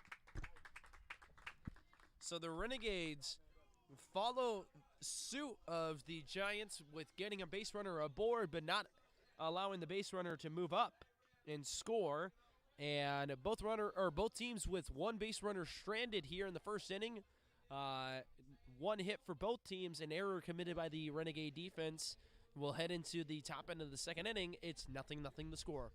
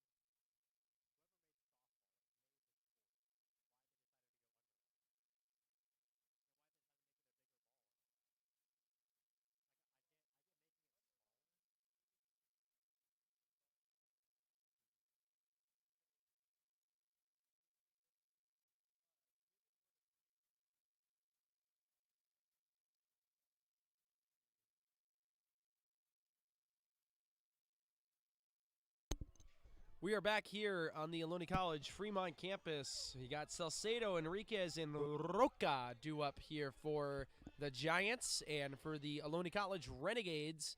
A good first inning of work from Sienna Vigil, looking to try and emulate that performance here, facing the left-handed hitting Salcedo.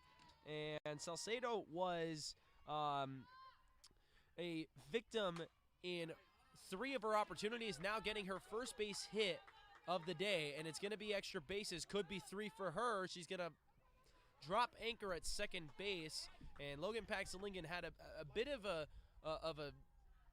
rough angle to the ball there as it went and squirted to the fence.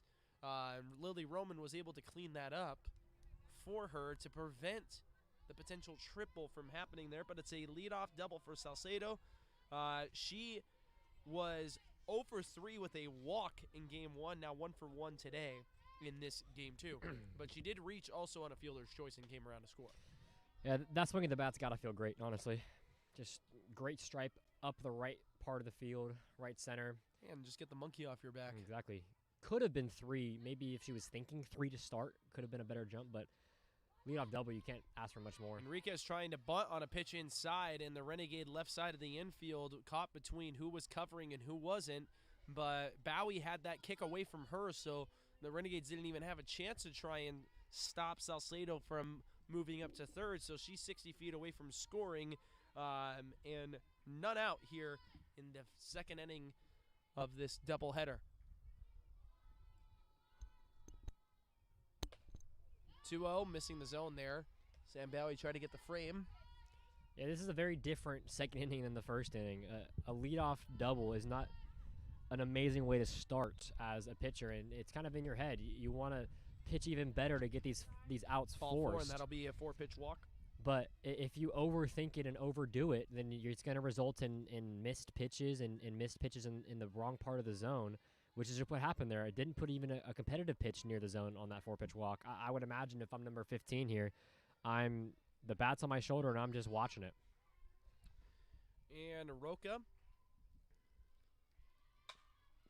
grounds it over to Davis. Davis kind of gave up on it with the runner coming from first to second, so it'll be an RBI single.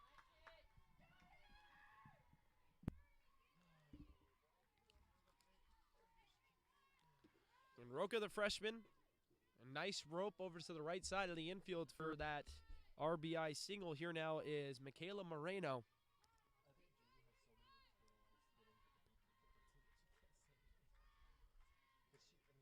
With the 0-0 coming home. Bunted, and it's caught on the fly. And a throwback to first base. Not in time there at first base, but what a diving play by Sienna Vigil. Wow. Oh, my goodness. Incredible. Put that on your highlight reel in your resume. Oh, man. If anyone ever thought pitchers weren't athletes. Well, pitchers are athletes, and that's our player spotlight, our Saturday player spotlight, number 5, Sienna Vigil. Another bunt there. The batter, Santos, the shortstop, she pulls back and takes for a ball. That was a pitch inside. That was, I don't know if I had a chance to even mention it, Moreno who flew out there. Popped up.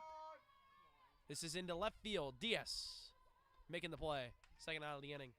And quickly, the Renegade defense recovering. Yeah, I mean, if you can only surrender one here, that'd be great for this defense, for this whole team as a whole. Yeah, good for the morale. Exactly, because as we've been saying all year long, it's been the big innings been the problem. Yeah. I mean, you can go back to any of our broadcasts, and we would have repeated, if this inning was deleted, if this inning was gone, if they didn't give up 10 in this inning, all these things.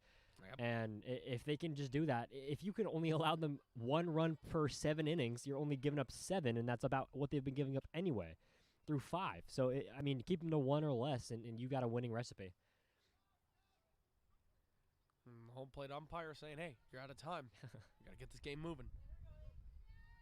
Not at all in danger of running out of daylight.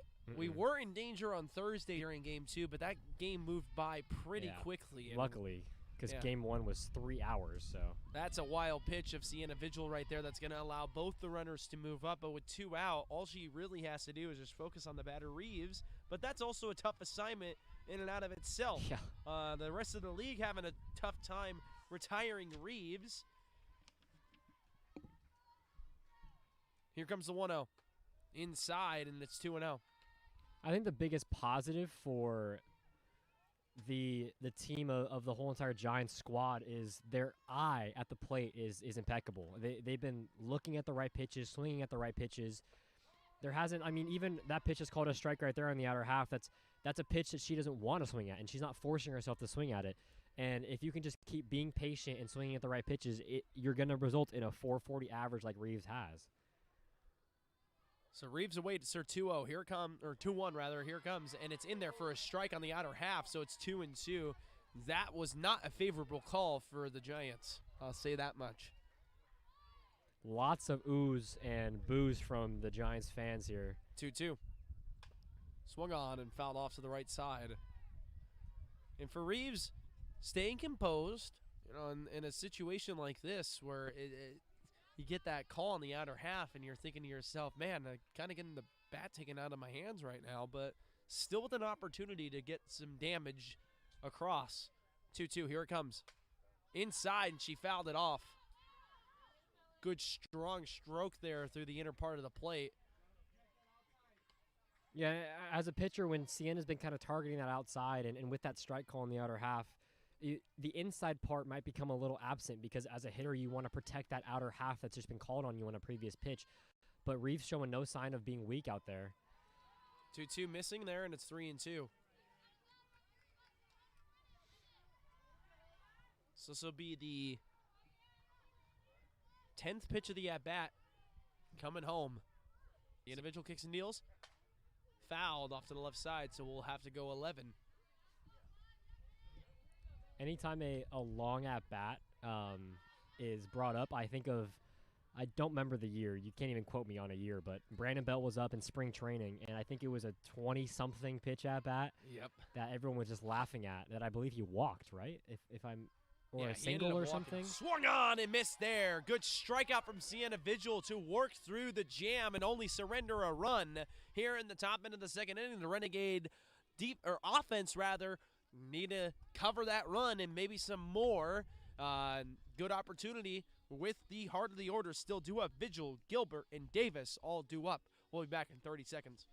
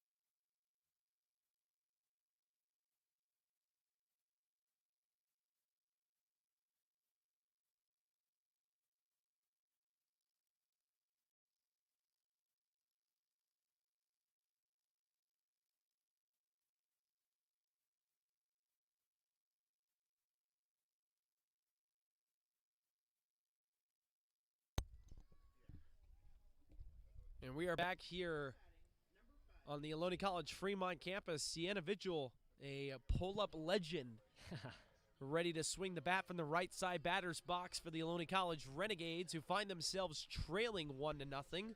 And Sienna Vigil has home run power herself. One of the, if not the most tough player in person in that clubhouse for the green and gold. Oh, for sure. And she grounds this one over to first base. Good pick there, and staying composed is Enriquez for the 3 unassisted. So here now is Gilbert. And Cameron Gilbert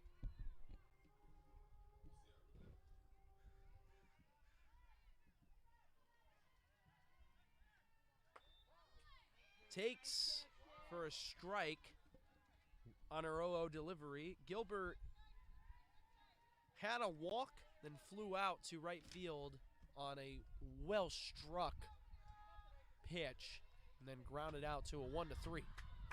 Swung on and missed there, 0-2.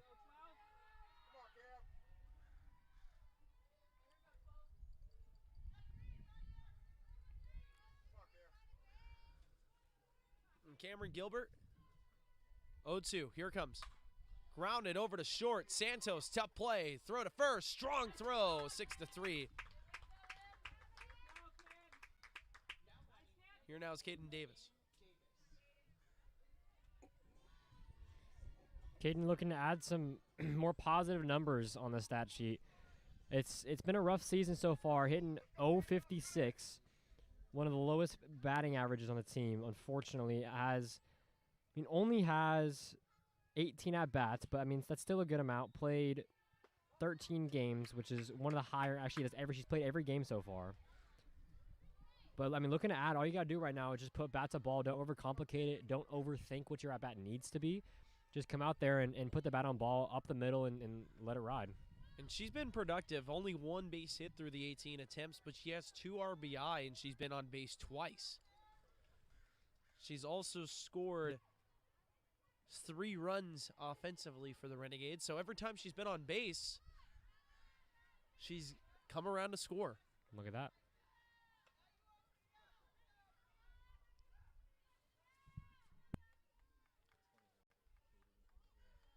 So Kaden now with the 1-2 count. Waiting from Herrera. Here it comes. Swung on and missed. And she's just going to run it out for cardio. Just in case it was drop third. Yeah, it wasn't a drop third strike, but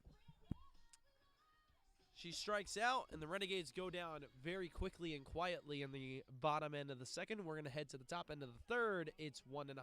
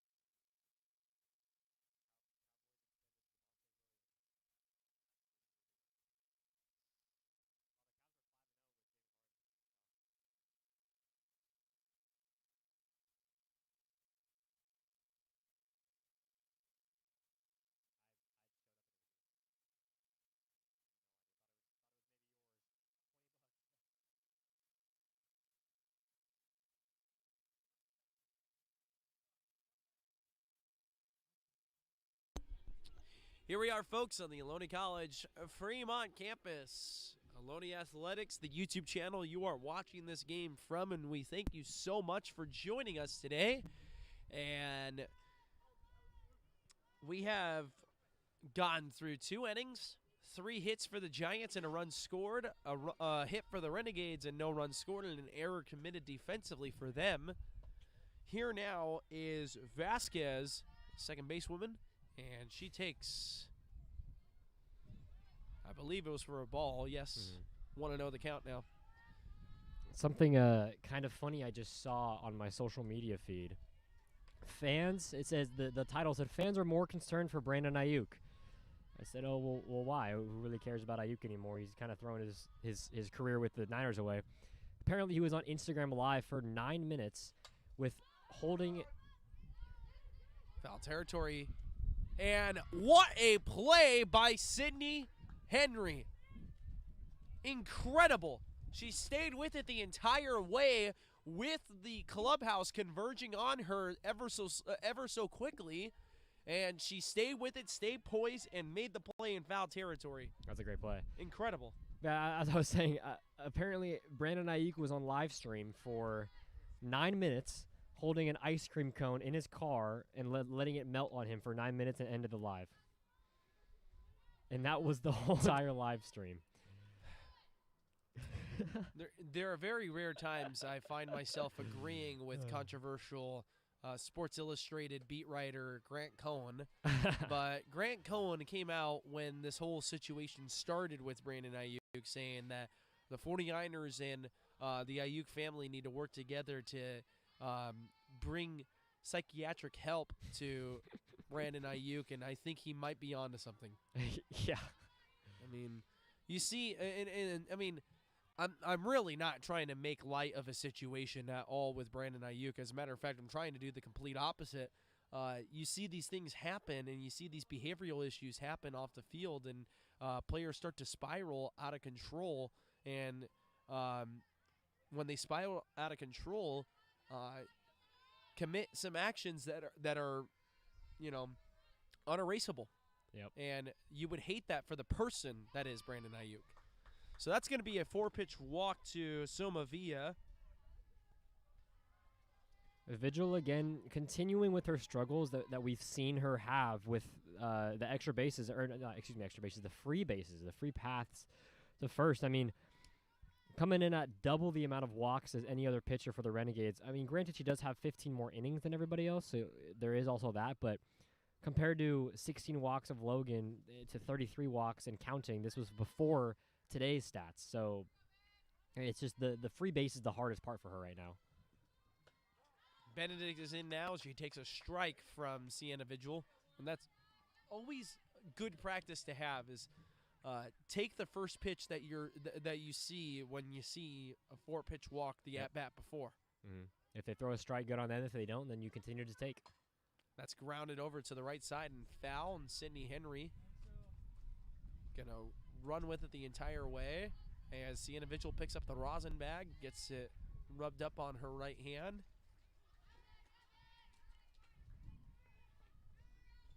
Wind's starting to pick up a little bit here. Yep. Kind of swirling, blowing in from all ways. Up to right. Henry, or Roman rather, having trouble but makes the play. And the wind making that thing look like a screwball in the air. Yeah. As from Roman's angle of it, yes. And not an easy play. We constantly say it. The winds make the outfield incredibly difficult to play in here on the Fremont campus of Ohlone College.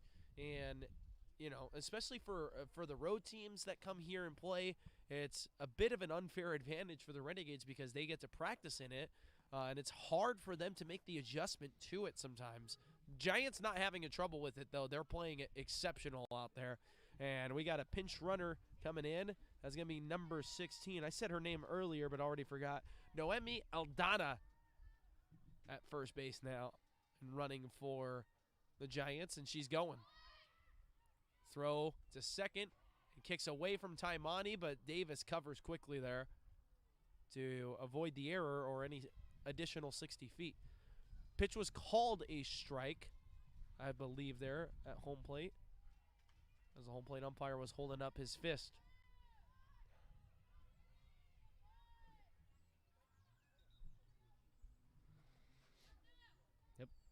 And so the 0-1 getting ready to come home from Sienna Vigil with a runner at second being Aldana. Takes inside and high. There did Salcedo. Salcedo with a double. A race would have been a frustrating day for her. She did get on base twice, one via walk, but the other via a fielder's choice. So she hadn't yet gotten a hit, and now she's going to get an RBI potentially here. So Aldana rounds third, and no throw. So Salcedo completely erases the frustrating day there. She has a double and now an RBI single. So from frustrating to perseverance. Yep. Yeah, that was a solid contact. Great swing through the plane. Didn't do too much. Put it right to the kind of center field, right center field, and just enough off of it to end up scoring the runner at second.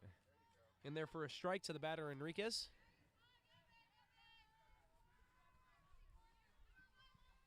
And I love that, actually, from frustrating to perseverance, a word that I don't really say much of. 0-1. Inside for a strike there. Good pitch from Sienna Vigil. She's ahead in the count now, 0-2.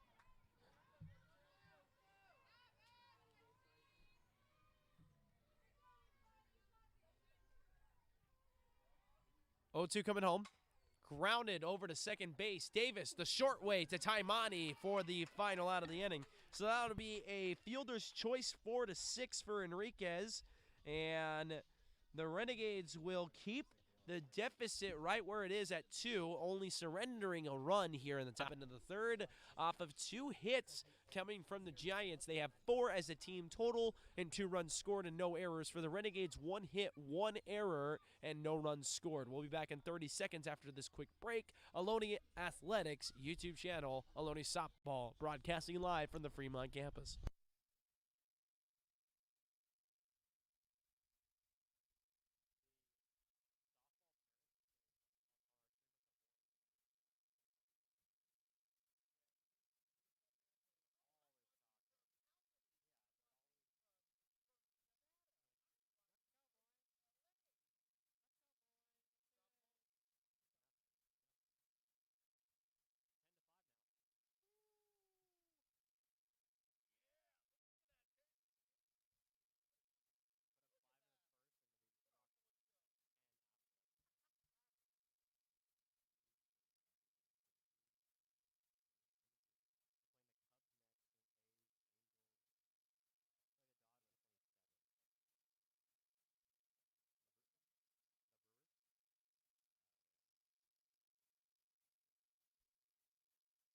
Kiara Taimani ready to have her first swing of the bat in this game 2 of the doubleheader. And for her, perseverance is the word that she wants to hear attached to her name, because she's been having a frustrating day in both sides of the ball right now as a defender and as a hitter. Plenty of time to erase that, though, with at least now 5 more innings to go, as this is grounded over to the left side, and a 5-3 put out there on the first pitch of the at-bat. And so there's been 3 first pitch outs in this game 2 for the Renegades. I wonder if Julie Marshall is going to start preaching a little bit more patience at the plate now that has been the case. Yeah, because last game their patience was very good. It was reading the strike zone very well, being patient, seeing where it's at. I mean, granted they did get run ruled, but with 7 hits, that's something we don't see very often with the Renegades. Every time they get hits, they normally score them. So you can't be upset with their lack of scoring the runs, but the 7 hits is just a huge positive. Logan Pagsalinian flew out twice in game 1. Now getting her first go of it here in game 2. Diaz due up right after her. 0-2. Inside for a ball, 1-2.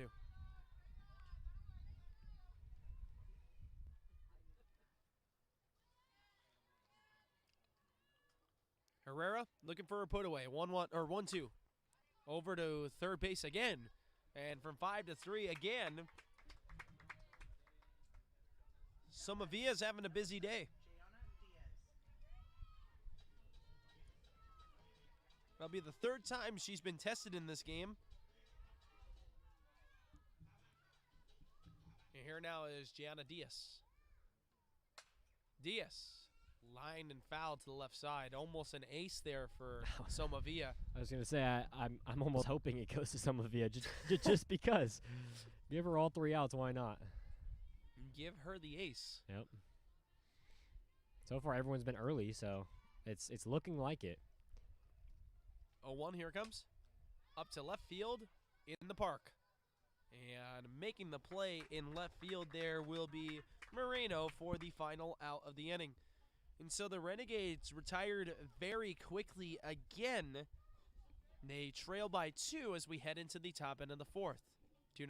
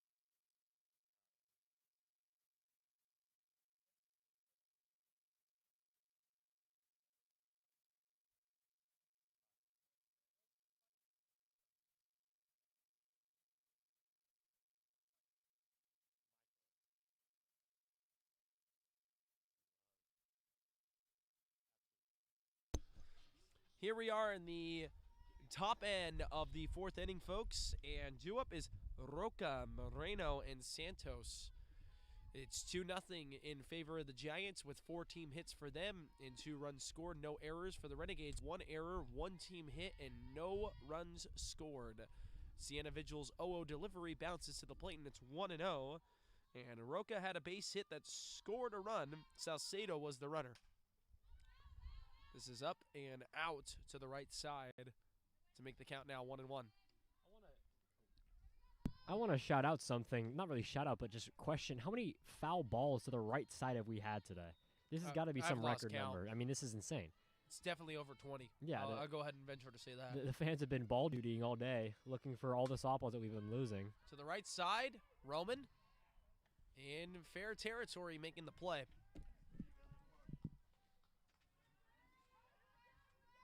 Here now is Moreno, the left fielder. Michaela Moreno from El Diamante High School up in Visalia, California.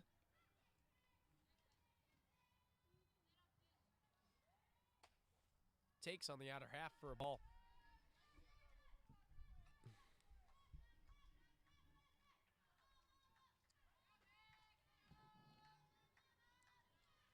The 1-0 coming home. Up and out, or up and in, rather.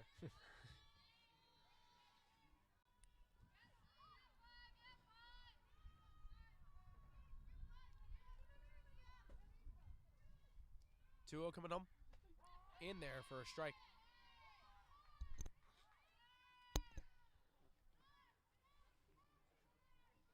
Sienna Vigil now, 2-1 the count. She kicks and she deals. And to Kaden Davis, who stays on her feet there and makes the play. She was caught between deciding to jump for it or tippy toe make the catch, and she stayed on the tips of her toes and fully extended her wingspan to make the play. It was like a one-legged, half leap, half plant catch. And she has good instincts over there. She's been trusting her instincts pretty well. This is up to right field. Roman to end the inning.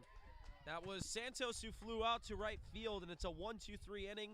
So the Renegades, a little bit of momentum there defensively. They got to take it into the dugout and get these bats going. They find themselves trailing by 2, and we'll be back in 30 seconds.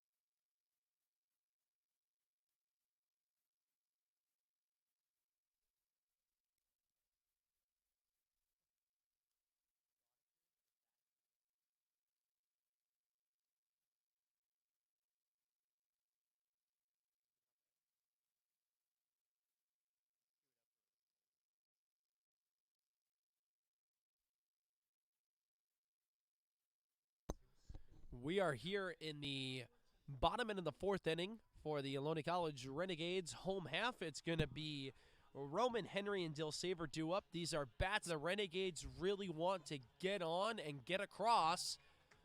Find themselves trailing by 2 runs here in the home half of the 4th. I'm Armando Galan with Bodie Warden. We hope you guys have been enjoying this game wherever you are watching live.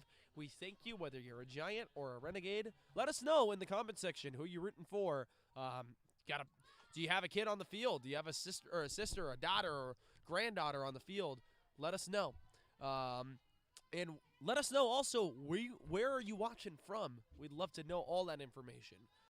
Lily Roman with a bunt down the left field line that went foul, so she's behind in the count now, 0-1 to Herrera.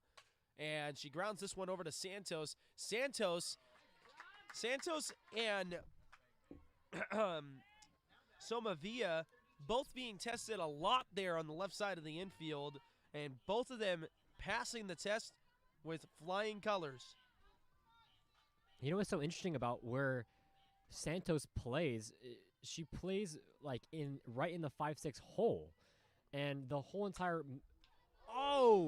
straight in the back of Julie Marshall again. That's the second time this season. From Sydney Henry both times. So whoever put on Kalshi that Sydney Henry would connect with Julie Marshall twice this season is really happy. Wow. That is crazy.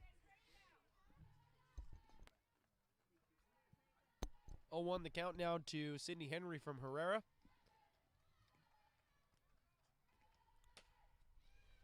Foul to the left side. But as I was saying earlier, what's so interesting about the shortstop is she's playing in the hole. And normally I'd kind of see something more, not up the middle, but just shaded to her left toward the second base bag is more of a straightaway position. But I mean, they've read the books right. They know exactly where to play. They know up the middle is going to be covered well by them, so they can shallow toward the corner. Right center field. This could be tough. And diving play in and out of the glove. Is it? No, it's caught. Wow. Benedict, I thought it squirted out of the glove. Benedict with an incredible play. And Julie Marshall is going to go over and argue that it bounced twice. I thought, the way I saw it, I thought it squirted out of the glove of Benedict. Benedict, an incredible play out in center field. No discredit to her whatsoever. She made an incredible play deep in the hole in right center field. She came in between the N and the E in center field.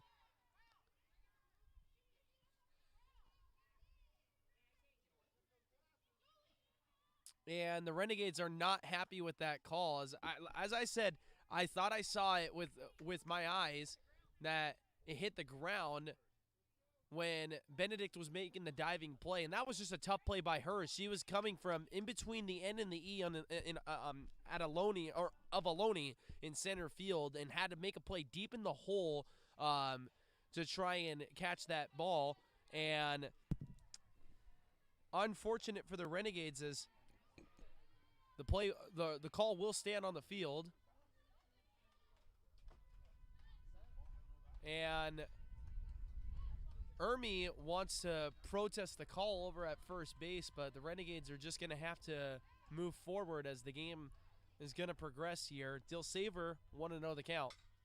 This is grounded and fouled to the left side.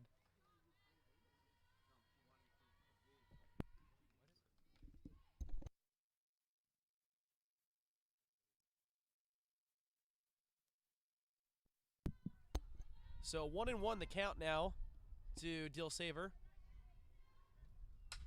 This is grounded over to third base, and a good play over there, 5-3 put out to end the inning. A frustrating inning for the Renegades.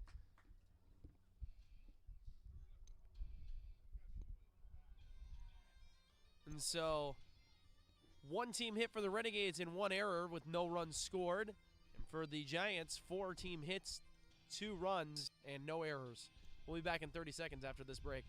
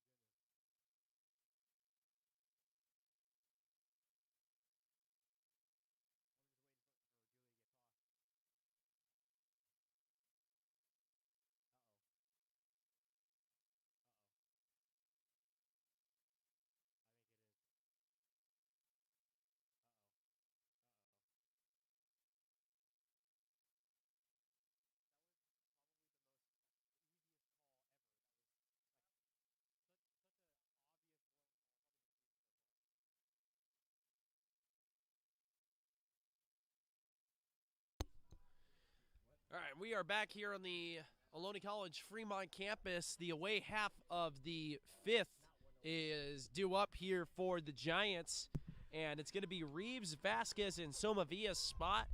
And for the Renegades, a lot of frustration on their dugout. They thought that they had a base runner in the form of Sydney Henry with a base hit to center field on a play that is a frustrating result for the Renegades, to say the least.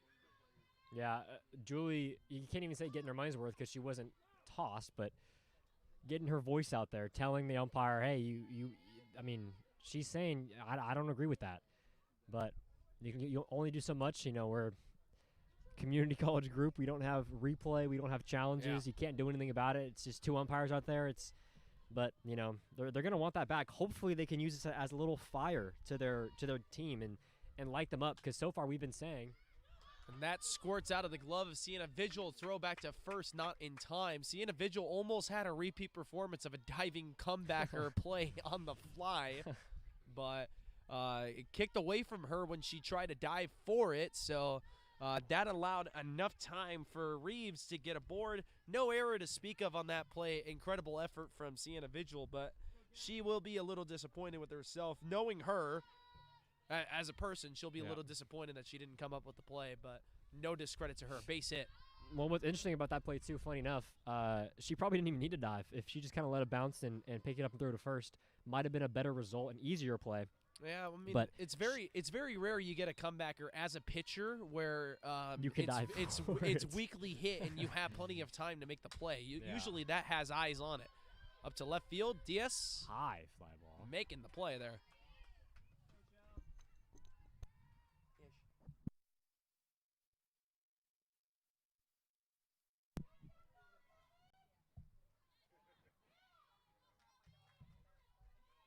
Here now is Soma Villa.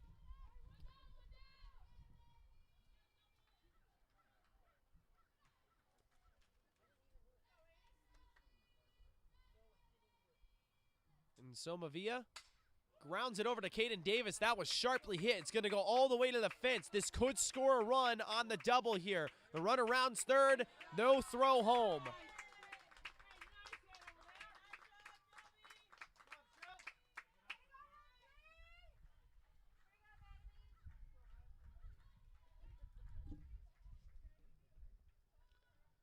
And so here now is Benedict, the center fielder.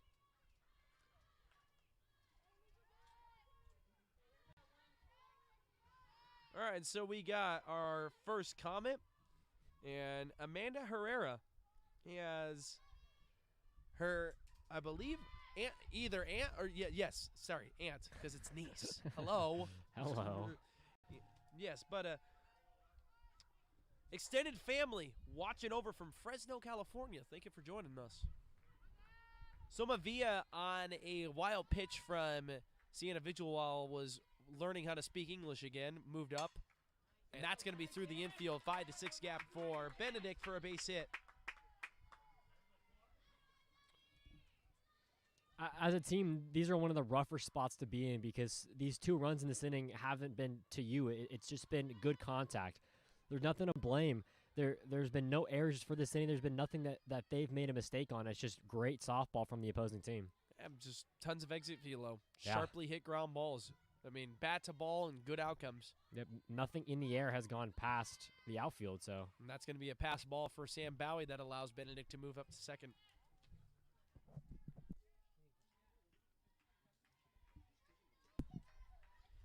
And this is Salcedo's third attempt to hit after not picking up a hit in game 1. Perfect in game 2. 1-0 coming home. Line to the left side. Taimani can't have it. A throw to third base to try and get the runner, and it squirts out of the glove of Cameron Gilbert to allow Salcedo to move up to second. So that will be a hit and then a throwing error. And there's the vaunted error that we were talking about. I think, honestly, might not even be an error on the throw as it caught the entirety of Cameron Gilbert's glove. That's just an unfortunate error for her fielding. That was also unfortunate for the Renegades, but a bad spot for the umpire to be in. It was hit right next to him, and then I believe number 7 DS kind of not in the way, but I could tell there was a little bit of a distraction. It was cutting off where the runner was and just kind of didn't get the right presence of mind while the umpire was in the way, but just unlucky. So 2 runners on, both in scoring position as that 0-0 delivery is in there for a strike to the batter, Enriquez.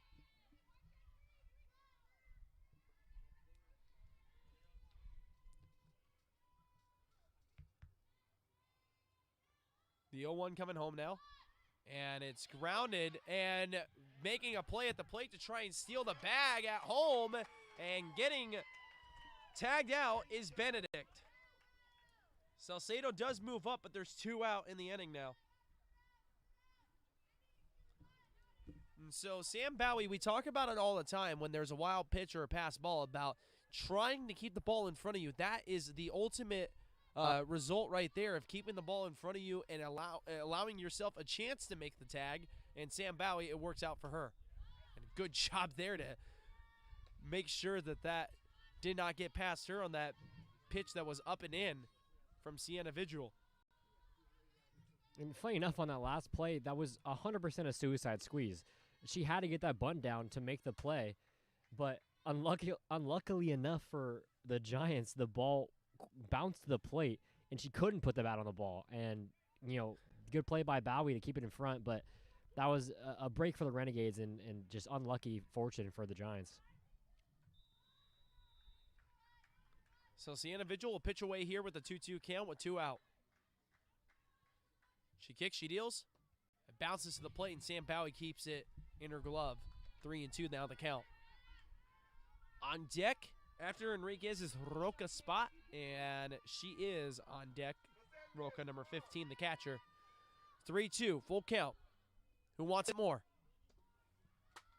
And it was Enriquez who's going to win the battle. She takes inside for ball 4.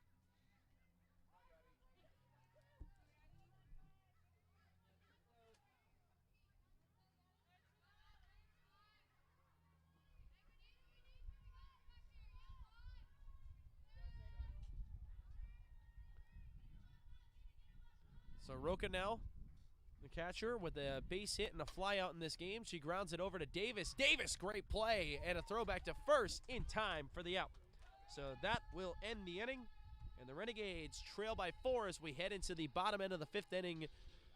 6 team hits for the Giants, and 4 runs scored, 1 hit for the Renegades, and 2 errors committed defensively, no runs scored. They have 3 more innings to change that and trail by 4 as we head into the home half of the 5th. Due up, Vigil, Gilbert, and Davis.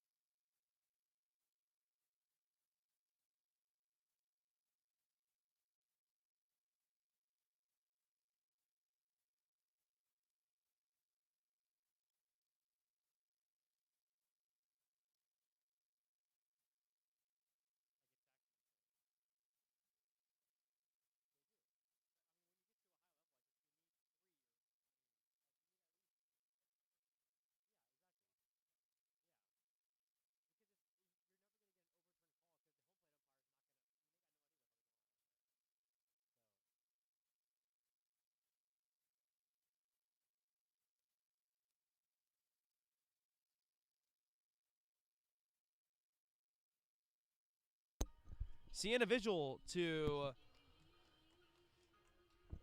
lead off this home half of the 5th inning. We have the Pagsalingans in the chat also. Tuning in from Roseville. We miss seeing you guys, but we're happy that you're on here on the broadcast with us. And we loved your goodie bags, that is for sure. Yes, thank you so much. Into center field, that's going to be a base hit, maybe even extra bases for Vigil. She's going to park up at second base with a leadoff double, and that was much needed for the Renegades. Here now is Gilbert. Big swing in the bat right there. That was a perfect start to this inning. Way to just be aggressive early in the count. What was funny, she hit it and gives a little shaka down to the dugout as she's running down the line. She's feeling herself right now. Cameron Gilbert now to hit. And she's come up huge for the Renegades, an RBI opportunity. Need it right now. This squirts away from the catcher, Roca, and on the play, Vigil, very vigilant, moving up to third base. Holy wordplay. I love wordplay. Also, real quick, I'm watching the little highlights that MLB gives me, and Harrison Bader got a 2-run double. Bader. Love that Shout guy out already. Bader. 1-0. Here it comes. Grounded to the left side and foul. Sienna Vigil Almost again. went for a catch. She's not shying away from the softball at all. She's just like her head coach, not afraid of contact.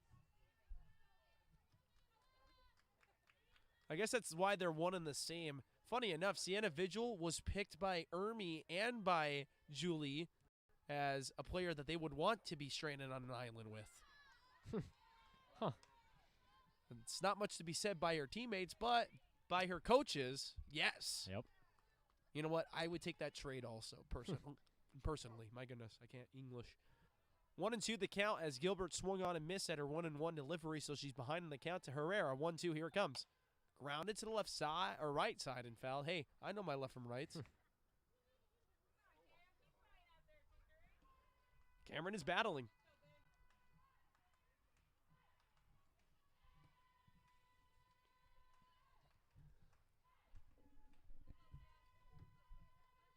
One, two, the count.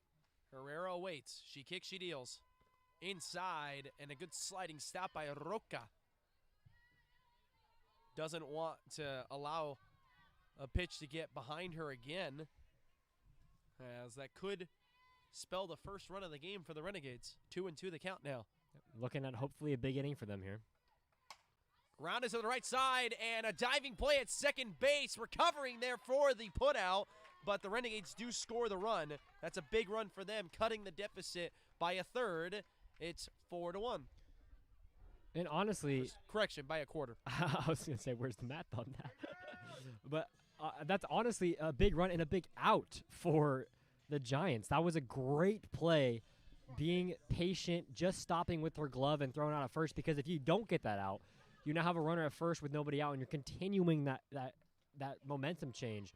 And with Davis up here, who doesn't have the best fortunes at the plate, the Giants are thinking 2 outs now, and then you got Kiara up, maybe a third out. So you can get out of this inning with only 1 run given up, compared to if you had the runner at first with nobody out, you can just continue this slow roll. So I see we have a favorite Giant in the chat. We have 2 Amanda Herrera fans in the chat right now. Yep. 2-1 in the chat right now for the Giants. So Kaden Davis behind in the count 0-2. And really for her, I mean, it's just, again, very similar to Taimani, who is on deck, just trying to get comfortable in the box. 0-2 coming home. To the right side, and making the play there is Rodriguez. Or Now batting, number 25. Vasquez, my goodness. Where did Rodriguez come from? Vasquez definitely happy to take that play rather than the other ground ball that she had just an at-bat ago. Yep, way easier. Way easier for her. And here now is Taimani. Taimani's trying to bunt down the third base line, and that was a quick pop-up bunt, because she is just trying to break out of the slump in any way possible. Yep. With the corners not playing in, now they're probably going to play in, knowing that Taimani's plan is to bunt. She takes on the outer half for a ball, 1-1. I mean, that was a good opportunity. If you're going to be gunning it down the line, might as well just try to sneak a squeeze in there. So 1-1 now. Herrera kicks and deals. Bouncing to the plate, and it's 2-1. Some more updates for you guys for spring training if anyone's big baseball fans here. Dodgers are up 11-2 against the Angels, which I saw that score immediately and thought to myself, oh boy. We're in for a long year. Up to right. And making the play in right field is Reeves for the final out of the inning. So the Renegades finally get a run across off of one hit, that being the Sienna Vigil double. They get a quarter of the way through the lead, hoping to try and stay right there in the top end of the 6th and get the bats rolling in the bottom end of the 6th. For the Renegades, 2 team hits and 2 errors and 1 run. And for the Giants, 6 hits, no team errors, and 4 runs. We'll be back in 30 seconds after this quick break.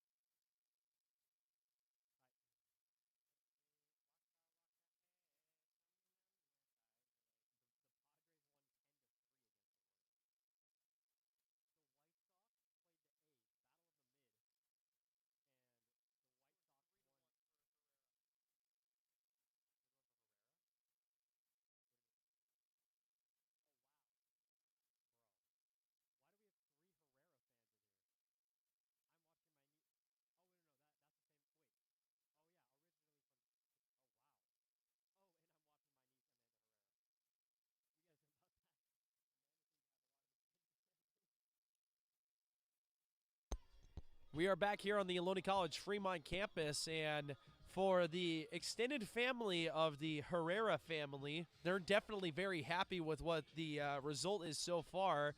Amanda Herrera only 2 hits surrendered and one earned run. I don't know why I was thinking the errors were on the Giants there for a second. What in the world am I thinking? Hello. But yeah, Amanda Herrera now 3-1 in the comment section. Yep. How about that? Yeah, not even just Giants to Renegades, Herrera to Renegades. Roman diving play makes the catch. What a play out in right field. And that was the batter, Moreno, who flew out to right field. And now here's Santos. Great read out there, too. Oh, my Knowing the wind goodness. was dying it down, ran in, didn't even take a beat to think about where it was going, instantly ran in, made a nice little sideways sliding forward grab. Perfectly executed. Little squeeze there from Santos, who has yet to get a board in this game, but did get a board. She was 1 for 3 in game 1. And so still a chance to emulate that performance from game 1. She bunts, and it's in there for a strike. Would have been a called strike, but she didn't even pull back the bat. She wanted that one. Mm-hmm. Yeah, Rockies destroying the Diamondbacks 11-4 in the bottom of the 9th, which is maybe the Rockies are having a comeback this year. Who knows? I doubt it. They are a disaster, unfortunately. Sorry, Rocky fans, if you are listening. Do any exist? Oh. My friend who goes to Colorado in college, or college in Colorado, he likes going to the games and goes for Giants-Rockies games a lot. And they're way cheaper out in Colorado than the Bay. They're definitely way cheaper. And he says that even the Rockies fans don't like their own team. So they show up and they just start booing their own players in the field. I'll say this much. For anybody out there who's looking for a significant other, if the person that is of interest to you is a Rockies fan, then you know one thing. That person is going to be loyal. So pull the trigger. Rockies, White Sox, Cleveland Browns. the Cleveland Browns. 3-2 the count. Inside and ball 4. And fun fact, if you weren't here on Thursday when we were talking about Fremont, California being the happiest city in the nation, we as found reported by Wallet Hub. Yes, we found the unhappiest city in the nation, which was Cleveland, Ohio. 182 out of 182. Yep, and they The were a stories sometimes write themselves. 37% happiness rate. Going as the runner, and the throw is late to second base. Called strike on the pitch there to Reeves, who's having a solid day in her own right. She led off in the 5th and later came around to score after getting a single. And just for perspective, with the 37% happiness rate, Fremont's at, I believe, 75 around there. 73%. 73. 73.54. Oh, wow. Memory. Memory. That pitch is going to be a wild pitch of Sienna Vigil, and then it'll help Santos move up to 3rd with 1 out. And so the Renegades 60 feet away from erasing the 1 run that they scored offensively here defensively. We have time called over third base. Oh no.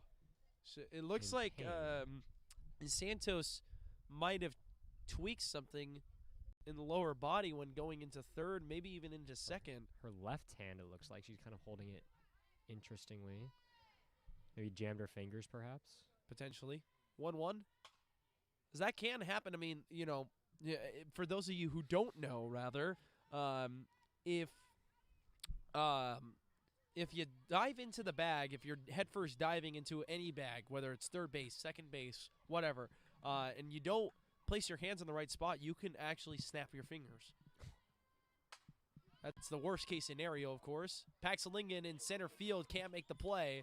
Holding on the bag there was Santos, and she scores as Paxalingen couldn't make the play on the hop and recover it. So that'll be a base hit for Reeves and an RBI. Her first of the game. You know, overall, though, I will say I am very happy the way these games have been going for the Renegades. This is a team that's 8-1-1, and on paper you're looking at Runner goes. And that bounces 3 ways to second base. and you're looking at 8-1-1 team in with the history of run rules that the Renegades have had. It was looking like it would be a double mercy rule, but so far it's been pretty competitive. 5-1's a happy number, but Julie Marshall talking to the umpire here about something, not sure what. I mean, Reeves definitely beat the throw. I wouldn't assume it's about that call, but yeah. I don't know what she's talking about, but maybe tempers boiling over. Oh, maybe leaving early. Yeah, she's talking I think about. I was just about to say that. Maybe Julie Marshall thought that Reeves left early off the bag at first. Of course, in softball, you can't have a lead, and Julie Marshall not happy with the ruling. And Julie Marshall, very demonstrative coach. And usually when she isn't demonstrative, that's when she's her angriest. It's not a good thing. You never want to see calm Julie. Calm Julie is the scariest Julie in the world. Yeah. 0-1 coming home. Over to Gilbert, who looks the runner back, and the runner breaks. Reeves is safe, and it squirts out of the glove of Taimani, but stays right in front of her. So it'll be a 5-3 put out of Vasquez, but Reeves moves up to third on the play. Good strong throws from both sides there. I don't know if this maybe I'm thinking too much into it of film wise, but so far this whole year, that same runner at second, 1 out, no out, has been a look over and then immediate commit to first base to throw it. That's Somavia who pops it up to center field, and Pagsalingen making the play there to end the inning. Well, the Renegades fought hard to get that 1 run, and the Giants erasing that 1 run scored here in the top end of the 6th by scoring 1 themselves. So the Renegades find themselves in a 4-run deficit still. They have 6 outs remaining to try and change that result. We'll be back in 30 seconds after this quick break.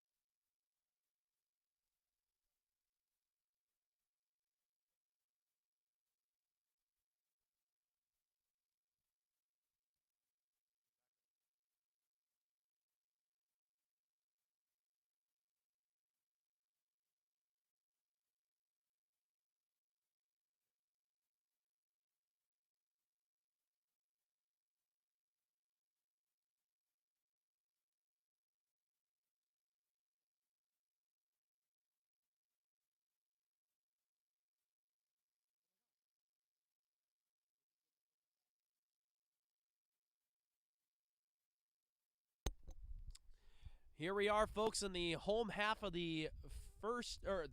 what am I saying? We're 6 innings away from the first. We're in the 6th here.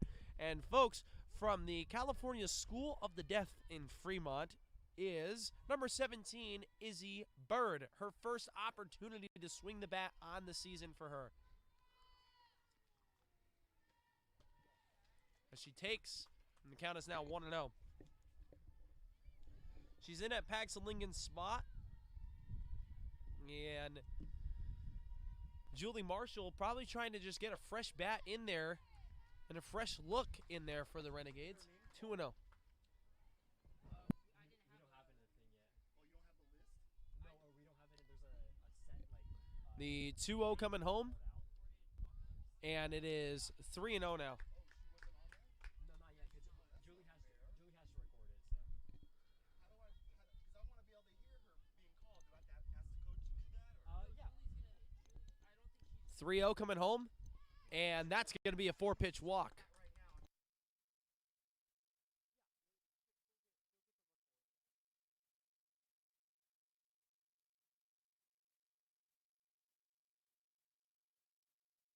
And here now is Glow Townsend now. Glow Townsend coming in at Diaz's spot.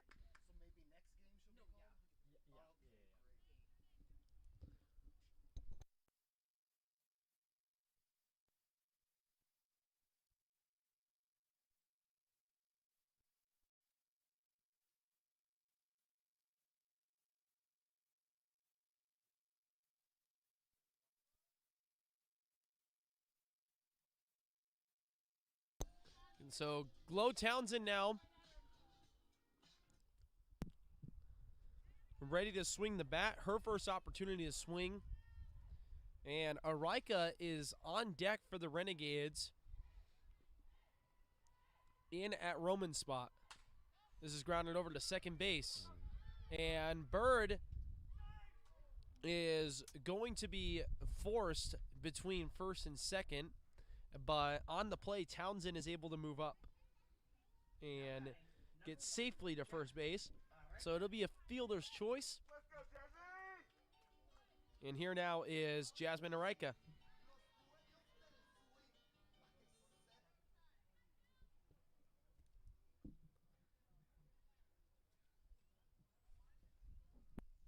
And time is going to be called by Julie Marshall.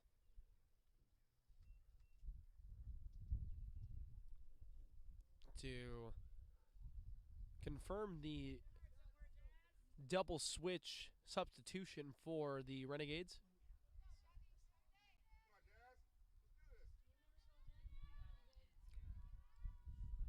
And now with the 0-0 delivery, getting ready to come home from Herrera.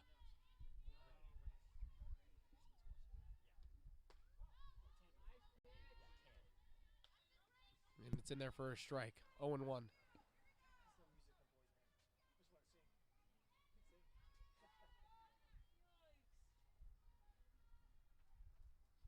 The 0-1 coming home. Outside for a ball, 1-1.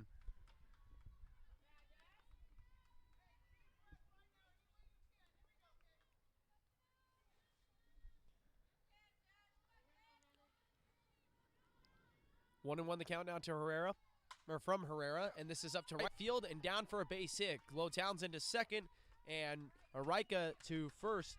The best opportunity now to score a run for the Renegades all game long is right here and right now with Sydney Henry, who got a little bit snake bitten on a call in her last opportunity. Now a chance to try and keep the line moving for the Renegades.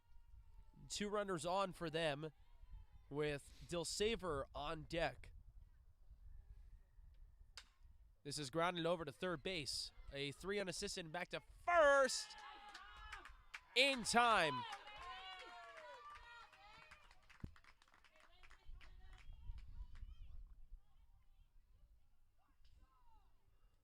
So that was an incredible double play there, orchestrated by Soma Villa playing in the hot corner, and that'll end the inning. For the Renegades, a frustrating one. They had 3 base runners, 1 of them retired, and 2 of them left on. We'll be back in 30 seconds after this break.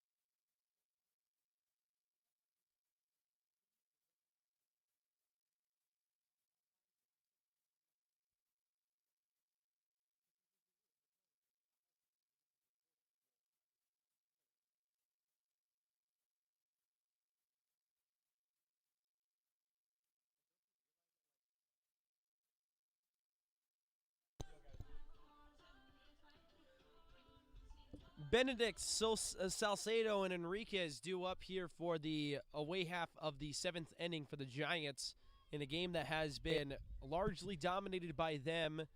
And, I mean, it's been a quiet game all in all, but the Giants coming up with the loudest of the outcomes as far as the silence is concerned in this game. A 5-1 game here in the top end of the 7th.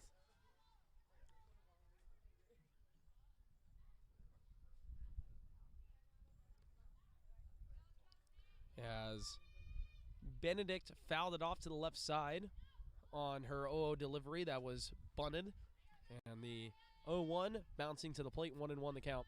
Yeah, all the Renegades can hope for here is just a 3-3 down, put them in some kind of momentum swing to come back and walk this thing off in the bottom half of this game. They only have 3 more outs left to work with, and they're hoping to put up 4 and 5 to win it. But this is going to be a tall task for them. It's something they haven't done yet, and they haven't come back from below like this far into the game by losing. And so if they can do this, this will be monumental for them and then for their season. But right now, they've just got to worry about these 3 outs. Grounded over to Taimani and through her glove. So that'll be a base hit for Benedict, who has 2 of them. 2 singles for her.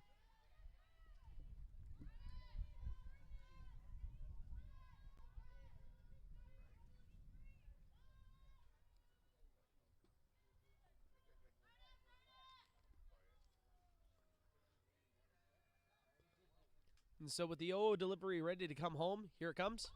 Runner goes. Benedict going to be safe on the steal. Came in hard at second base.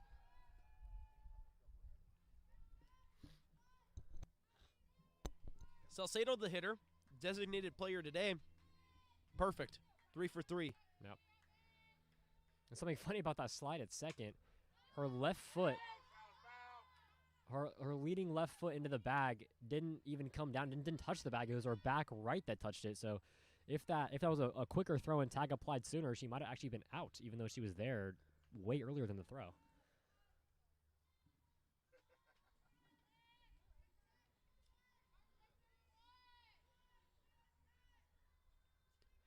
One and 1 the count now to Sienna Vigil, or not from Sienna Vigil, and it's grounded over to Davis, and Salcedo will be retired for the first time today. For a day for her that started off really quiet, she ended up being the player of the game for the Giants. Should they be able to hold on and win this game, she would be the MVP of game 2, undoubtedly. As Benedict moves up to third, and there is 1 out now in the inning. Here is Enriquez.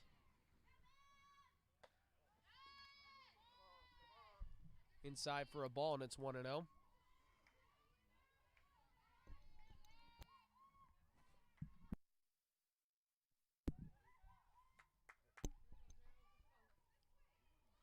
Now the 1-0. Inside for a strike. Wow. Caught a lot of Enriquez inside there.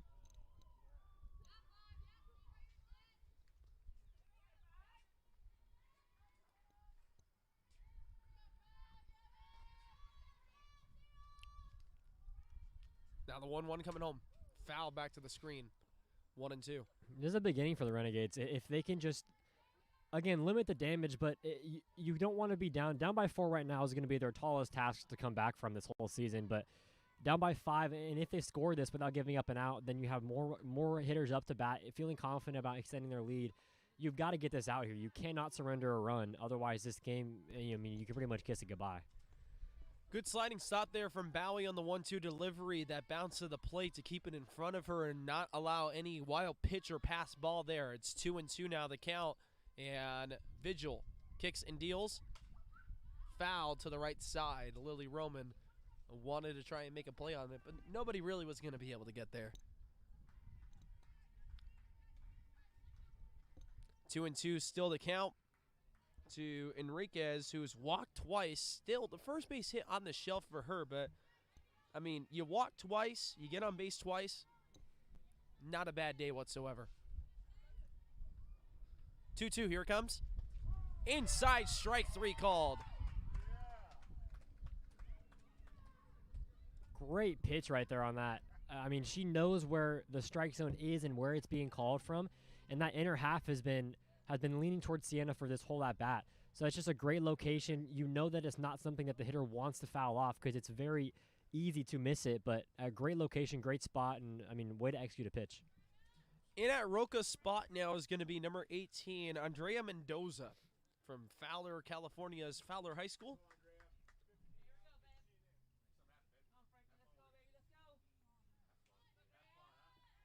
Mendoza wearing the number 18, synonymous for great California athletes such as Matt Cain.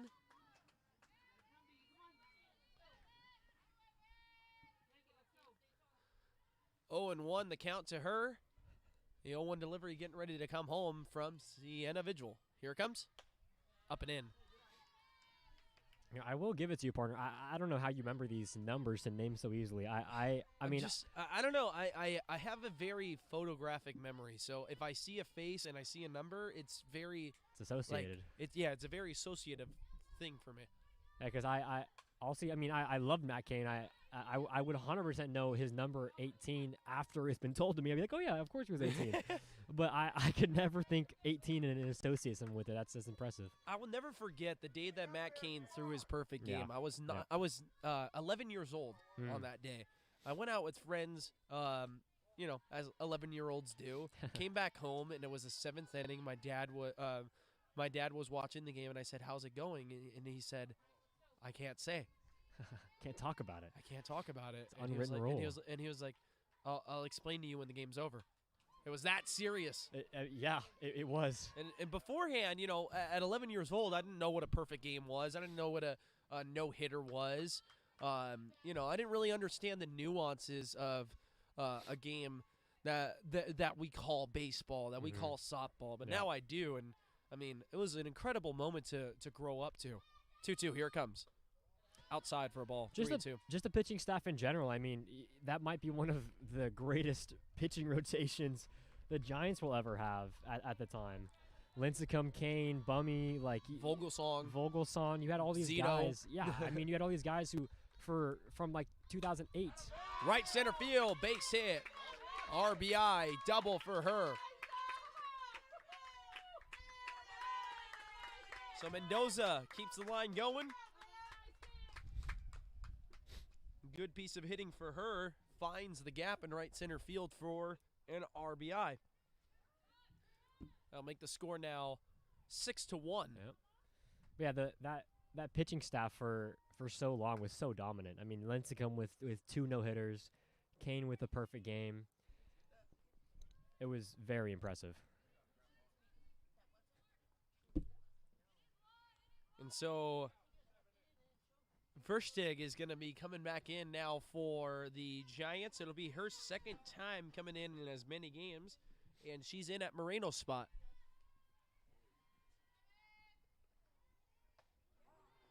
Actually, it's not Versteeg, it's Versteeg. The 2 E's makes it E. Versteeg. But I mean, she's a hitter that if you flip a coin, she'll probably get on base. The odds are 50-50. She's getting on base half the time. Fouled off to the left side. Count now 0-2.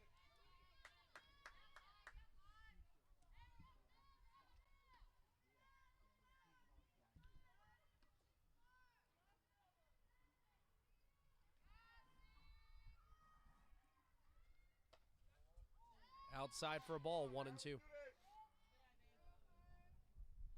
Good pitch location there. Sienna wanted it bad. That's kind of where she's been liking the pitch at, but just didn't get the call. Looking to probably run it same spot, I would imagine. 1-2 inside, 2-2 the count. Versteeg got a little closer to that pitch, a little bit more intimate with that pitch than she probably wanted to be. Yeah, it was almost rocked her right in the shoulder. 2-2. Just missed the zone. Good take from her.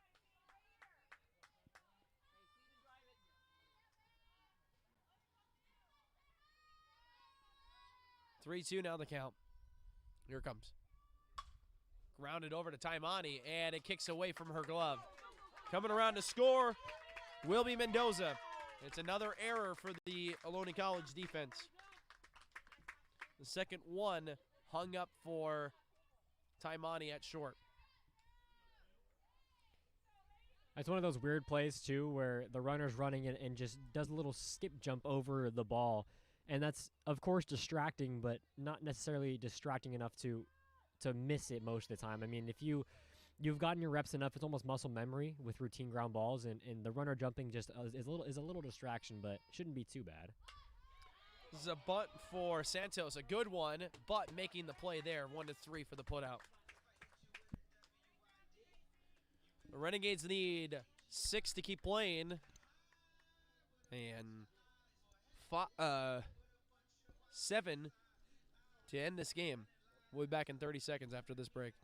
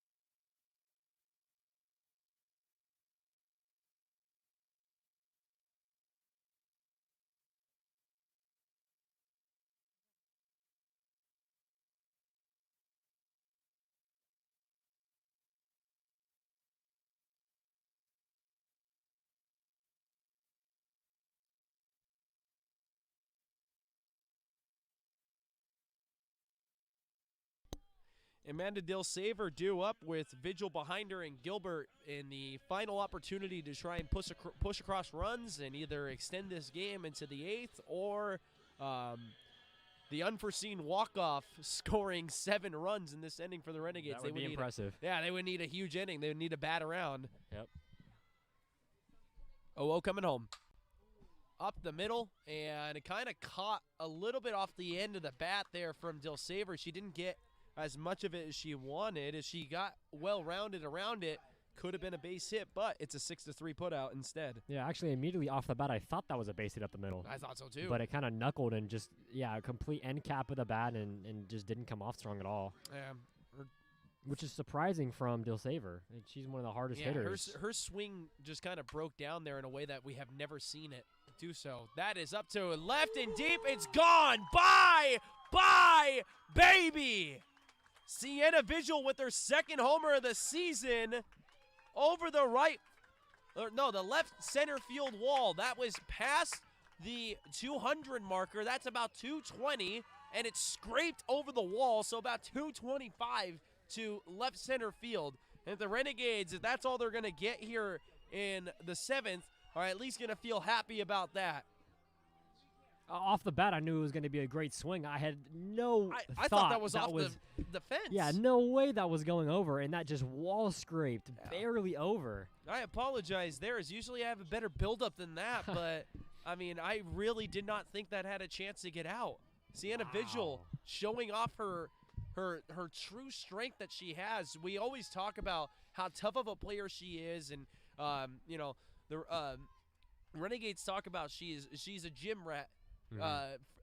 On this team, at least, always working out, always trying to better herself. She has the dream of being a professional softballer, and I mean, what a swing! Beautiful, great job there.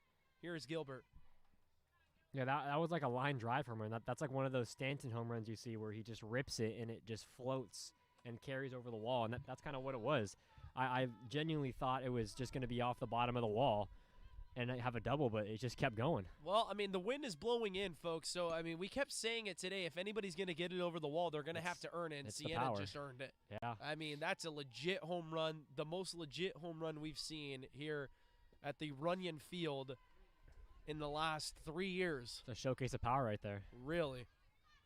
And for Sienna Vigil, 2 home runs this week for her. Yeah. How about that? 2 home runs in 3 days. Incredible. So that'll give us a smile, something to smile about as this game progresses. But 2 outs left to go here in this game. Outer half there to Gilbert, and she's going to walk. Maybe we can say it all started with Vigil's home run. With 1 out in the inning. Yep. Here now is Caden Davis. Caden struck out and had a 4-3 ground out there earlier in this game. Caden looking to do the unthinkable right now is get a strong hit up the middle, somewhere in a gap to move to second and third. I mean, their average not showing the greatest, but you got to put all of that aside. Pretend you're the best player on the field and have a mindset that no one else has of I'm the best here and I'm capable of doing this. And if Caden can either move over Gilbert or put a good swing on the bat in the gap somewhere, just a positive result.